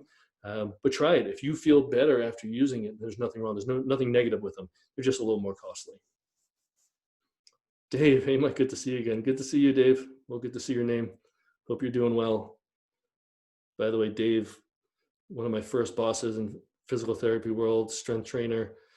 I think you were ranked nationally, weren't you, Dave? Well, I hope you're still staying healthy and strong. Darren, thank you, PB and Michael. How can we get more information from you, like previous lectures, etc.? Do you have a YouTube channel? Thank you so much. I'm not sure if that's for me or for PB, but for me personally, I suck at social media and YouTube. So right now, anything that I have, I'm going to be, for like the courses, everything's going through my Thinkific page. So Thinkific is the platform I'm using to put all my courses on, and the website, I can put it back up there later, but you can get all that through there. RUNstrong, there's a couple of RUNstrongs out there, but if you see, I believe it's my RUNstrong on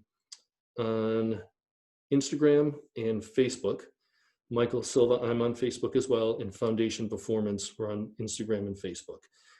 If you follow any of those, if we ever do get to public speaking again, all those events will be on, courses, any events that we're going to be doing will be put on there. So for now, if you took a picture of that scan, the Thinkific page is where all my content that you can purchase will be. All right. What would you say to a person who has been running over 40 years, congratulations, and never had any injuries? You are a unicorn, because you don't exist. That's awesome, because there's not very many of you. Racing marathons, at a top age group winner, sidelined with a partial tear in the plantar plate. Ooh, sorry to hear that. Now in a walking boot from the podiatrist, walking in the boot a couple miles a day. What do you think? Will I ever race again? Yes, you will. You don't put 40 years injury-free in and just hang that hat up because of one injury. Plantar plate is a tough injury, but people come back from it. There's a lot that's involved with it, but the first thing I'm going to tell you is if you're walking around in the walking boot, you might need to put a lift inside your opposite sneaker, because the boot is going to be a little bit higher than your sneaker. We don't want you with a pelvic lift on that side. Then you can get up some SI joint and pelvic issues. But go see a good sports medicine therapist. I don't know where you are, someone who has experience with the foot and with runners. Do what they say and you will get back there. Congratulations on a great career thus far. You have the runner do a warm up and say she's not good. Why not tone the moves down to work on everything being solid foundation first? Because, okay, that's your great example. So why not have the perfect model or a perfect example? Because then I might be missing out on a learning opportunity. Sometimes you need to see it. So there's no one that does anything perfectly. But when we taped and I gone back and looked at things, and when you look at it as a viewer on the screen, it's a little bit different than when I'm just hanging over her. Because when we film these things, I'm not acting as the therapist. I'm like the host or the commentator, so it's hard to see it all. But I like to leave those things in. Even with the RUNstrong 101 class that we're doing, there's going to be some things that don't look ideal, but it's a learning opportunity for everyone. Great question. When it comes to static stretching, do you recommend stretching before or after? I personally like to do it after. You can do it before. Some of the research will tell you that you may get a little bit slower if you do it before. You know, if you do a 3-minute hamstring stretch and then go immediately into a 100-yard dash, then yes, you may not have the best time. But most people don't do a 3-minute hamstring stretch and go right into a 100-yard dash. I prefer after. I like dynamic. I like explosive. I like activation beforehand. But I know many people who still do the passive stretching first, especially my older runners, and they need a little more time and elongation and lubrication, so it's fine. You're not going to get hurt by doing it, in my opinion. Can you address lack of glute firing with upper hamstring pain at ischial tuberosity with speed and hills? So I did an article, and I got to find it. It might be on my website somewhere. I did a running camp many years ago with, I think there was like 250 female runners. And I did a RUNstrong class, and I did a little presentation similar to this for them. And then I worked with 36 runners in 2 days, one-on-one.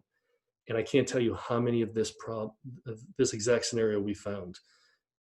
inhibited glutes, you're going to overuse your hamstrings, you're going to get a high hamstring strain or ischial tuberosity type pain.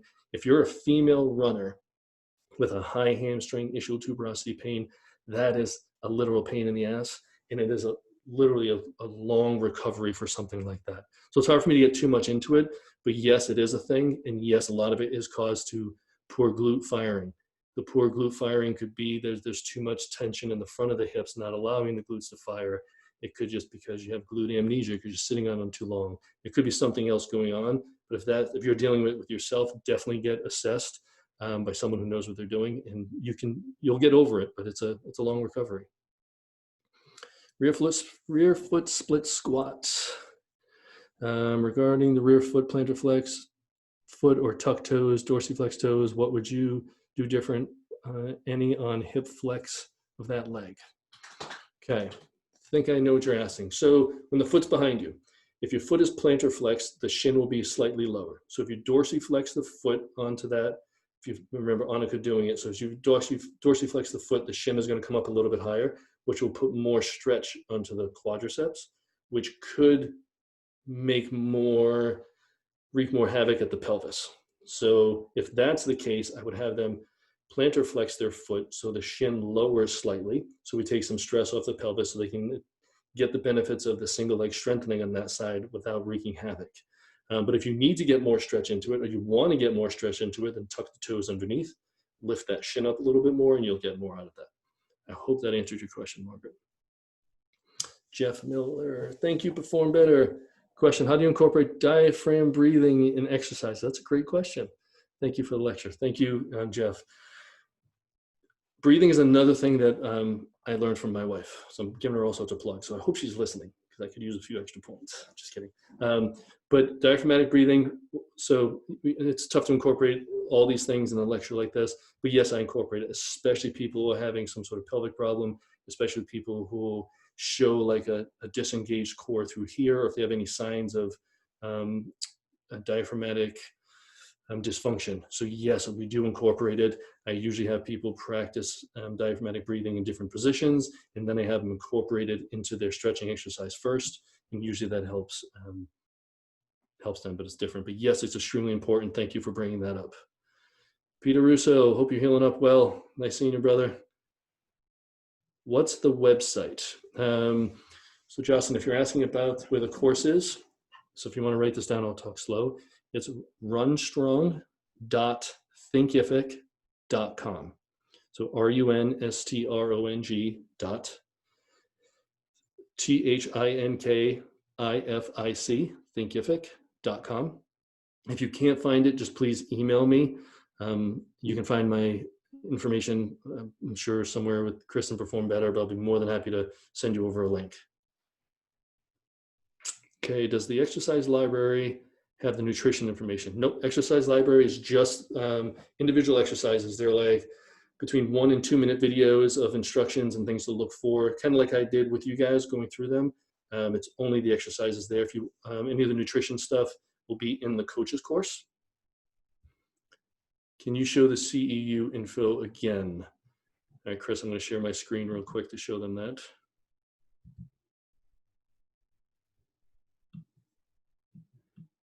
I hope you guys can see that. So hold on. There you go. Take a picture. I'll count down 5, 4, 3, 2, 1. And I'm going to put this up too. So if any of you guys have questions, here's the website. Here's my email. Take a picture of that. 5, 4, 3, 2, 1. Okay, hope that helped. All right. Christine Braga, love you. Hope you're doing well. Talk to you soon. Jasmine, I have a client with numbing pain in his left outer toes when he runs. Have you encountered anything like that before? About 100 times. I can't even begin to tell you what it would be, because it could be everything from a stuck cuboid or fifth metatarsal out there. It could be coming from trigger points in the peroneal muscles. It could be coming from all the way up into the lumbar spine. Not that uncommon, but something you want to address right away, obviously. Sorry, I can't be more helpful about that. Okay, what are thoughts on ball of foot strike versus heel? Outstanding lecture. Thank you, Josh. Yeah, that's another 2-hour conversation. About 75% of runners heel strike. There is a risk of increased injury for certain structures when you heel strike. You switch a heel striker into a forefoot striker, you're now going to get other risk factors involved. That's a touchy subject. I'm a true believer that self-selected running style, so if your body just wants to be a heel striker, then be a heel striker. If your body wants to be a forefoot striker, be a forefoot striker. And then we can clean that up. We can make sure you don't have asymmetries. We can make sure you're lessening the impact. We can pull your foot underneath you a little more, so it's not as injurious to hit on that heel if you're a big heel striker. There's a lot of things you can do, but changing that is not always the best thing. And again, depending on the person, depending on their injury history, I might say just stay with what you're doing, or we might try to do that.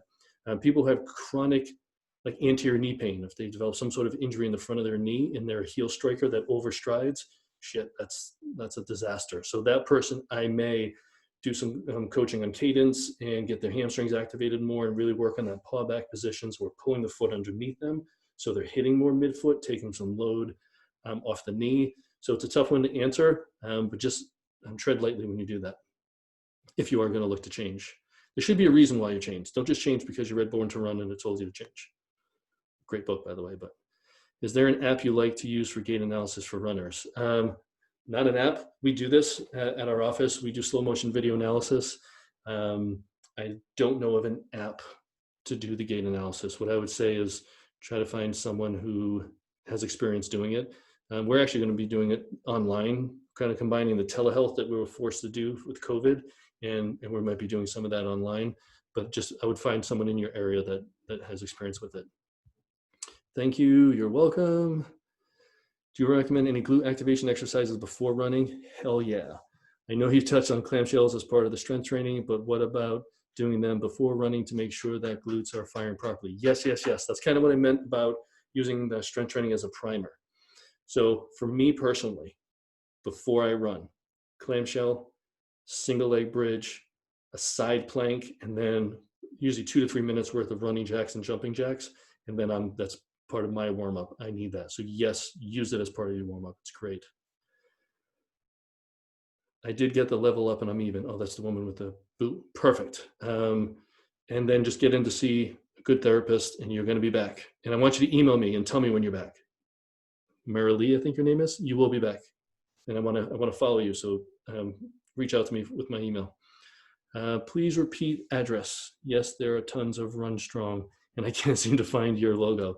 All right, I tell you what, send me, Greg and whoever, if you can't find me on social media, I told you I suck at it and I just hired someone that's going to help me out with it. I believe it is My RUNstrong. So I have a website, myrunstrong.com, which is not activated yet.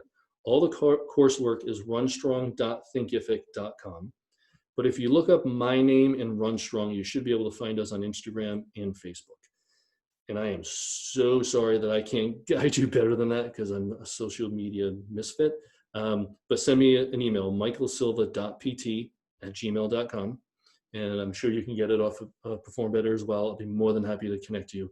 And I would love to connect with you guys. So please follow because we're going to be doing more and more stuff. I want to get more information out there. When we can start traveling again, we're going to be doing more clinics. So I'm pumped. And I want to make it easy for you guys to find me, so I apologize. And yes, the RUNstrong, unfortunately we have lawyers involved and we're trying to stop some people from using the name.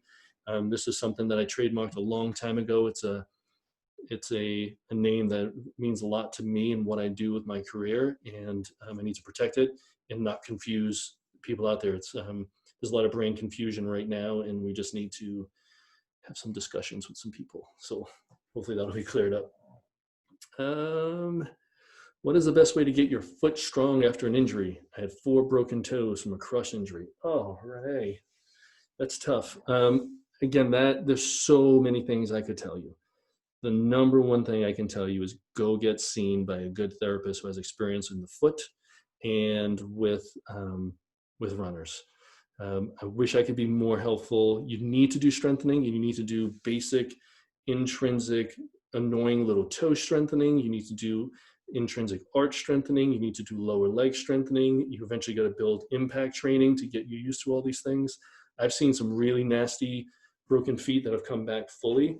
I can't tell you specifically what to do, but I can tell you just see someone good. And if you, I don't know where you're from, but if you want to shoot me an email, if I know anyone in your area, if you're not near me, if you're near us, come see us. We'll take good care of you. Thank you. You're welcome. Thanks. Got it. The codes for the programs are good until we're in this is the 29th, until the 67 presentations are done. I'll make sure it's open until then. So you guys will have access to that 50% discount that long. It's my wife. She said I'm giving her too much credit. No, I'm not, hun. I wouldn't be doing this without you, so thank you. Does it make sense that a high hamstring strain, like you mentioned, could set off sciatic pain as well? Hell yeah, Dan. Your sciatic nerve runs right by your hamstrings and through the hamstrings, and can be misdiagnosed. There's like ischial pain syndrome, high hamstring strain, sacrotuberous ligament strain, sciatica, gluteus minimus injuries all have similar presentations. And one can kind of cause the other, one can be called something, and there's many diagnoses that get overlap back there. And that, again, I keep saying this, but you need to find a good sports medicine physical therapist.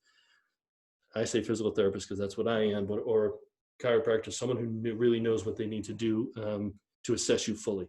You don't want someone who's just going to put tar in the crack in the sidewalk. You want someone who's going to address the tree roots. Remember that. Mary Lee, yes, I will. Perfect. Thank you. Janice, thanks for all the great information. As a military fitness instructor with many runners, the information has been great to help with our classes. Awesome, Janice. You should check out the coach's course. You would love it. It's all this times 1,000. Thank you. This was great. You're in New York City. Send me an email, Renee or Rainey, and I believe you're the one who's looking for a therapist, and I will do what I can for you. Carla, you deserve all the creds Mike gave you. Love and miss you. That's our friend Christine, another amazing therapist in Massachusetts. All right, my shins and my whole lower legs have been hurting. I stretch and roll out before and after I run. I also attempt to ice my legs in a bucket of ice water and roll out before that also. I even tried leg compression sleeves and painkillers. Nothing is working. Is there anything else I can do? I am sure there is. Think about the picture of the young female runner I shared with you guys who had chronic shin pain and was treated for chronic shin pain, and she did not have a shin problem. She had shin pain, but the problem was higher up the chain. It's just like the woman who asked about her foot. It's hard for me to tell you exactly what to do because you need to do what's specific to what your needs are.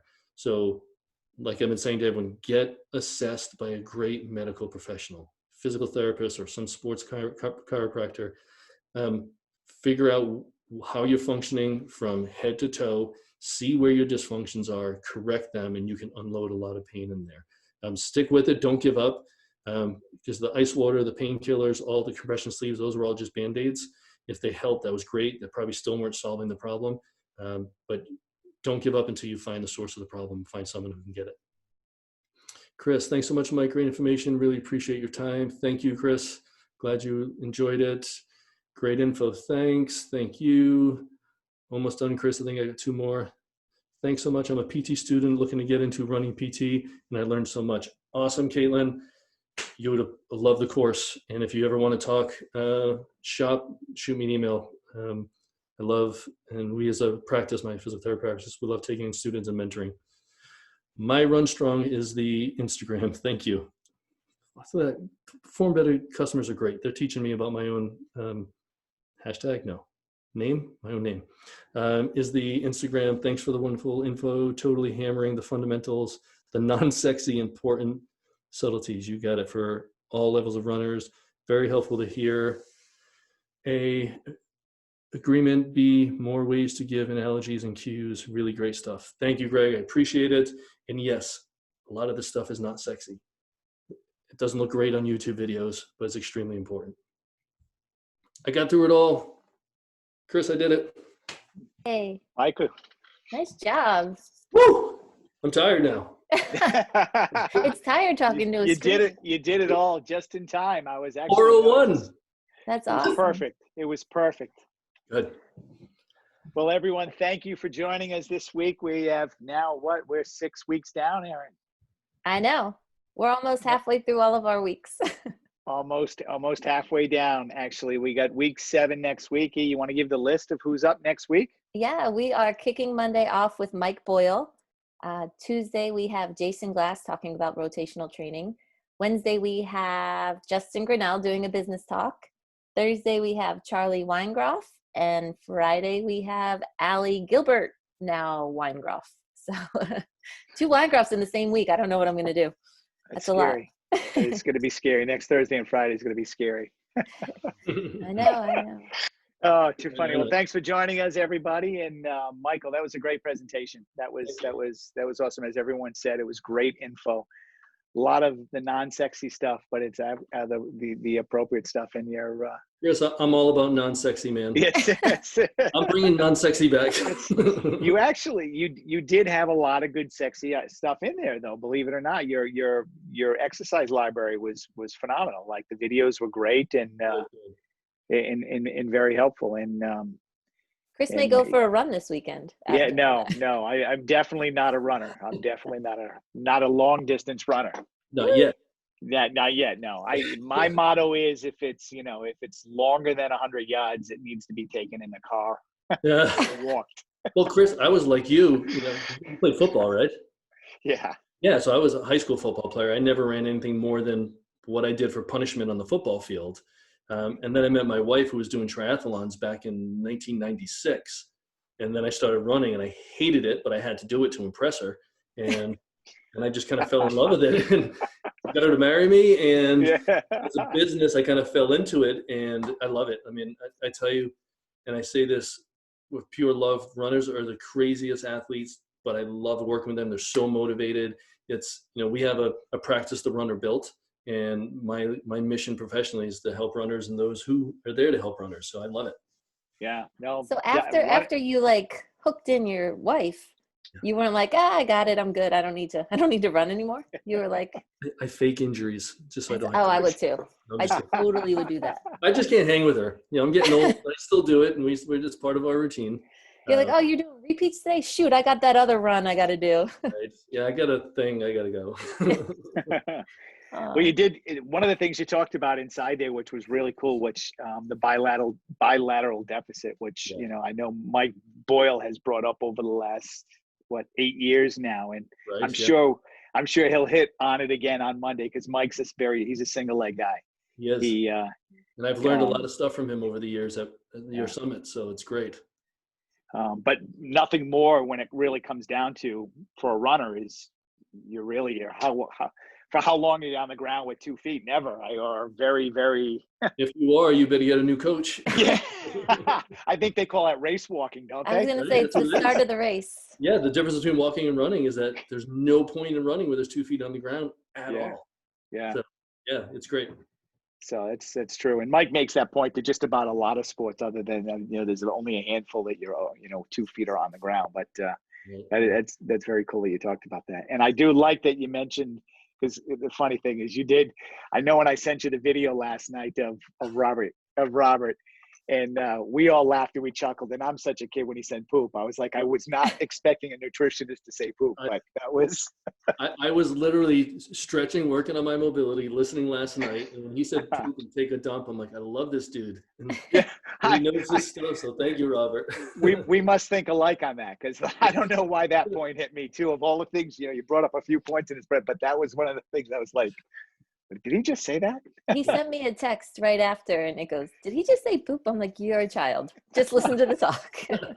It's never going to stop. I know. Never is. When you're as smart as Robert and you're as good looking as that, you can say poop and dump and say whatever you want, and we're just all going to listen. You're starting to get his hair. Yeah. I'm trying. Yeah. That surfer look. Mine's 2 different colors though. His isn't. You got to step up on him then. I do. You do. And you did, I know you said you really didn't care when you said what's massage you wanted to use, but I think you probably really do, because what do we have, Aaron? The R3 massage gun. That amazing R3 gun that I. That's true. That's the one you want to use. So for everyone still listening right now, he does care. And it's the he R3 totally cares. massage gun. That's exactly the right one. But again, thanks for capping out a great week again, Michael Forrest, and that was a great presentation. And I knew it was going to be, because I know when you did the one day here, and I'm sure that has a lot to do with your course, but I tell everyone still, like, follow his course, because there wasn't a single, I think we had 30 people in that course that was here for 8 or 9 hours you did. And there I was, couldn't finish in 9 hours. yeah, yeah, everybody loved it. It was, it was you know, great. I still get feedback from that course. So the information that you have for runners, and if you're working with runners, which I'm sure everybody is working with a runner out there, especially if in the medical end, they're working with a runner, but definitely find out more about that. But that was the great information on that. So thank you again. Have a great weekend. You too. Thank you so much. Appreciate everything. I was honored, and thanks, Aaron, for your help. Thank you. And we'll talk to you guys soon. See you Pleasure's around. ours. Thanks, Mike. Bye, guys. Take care. Bye. Thank you.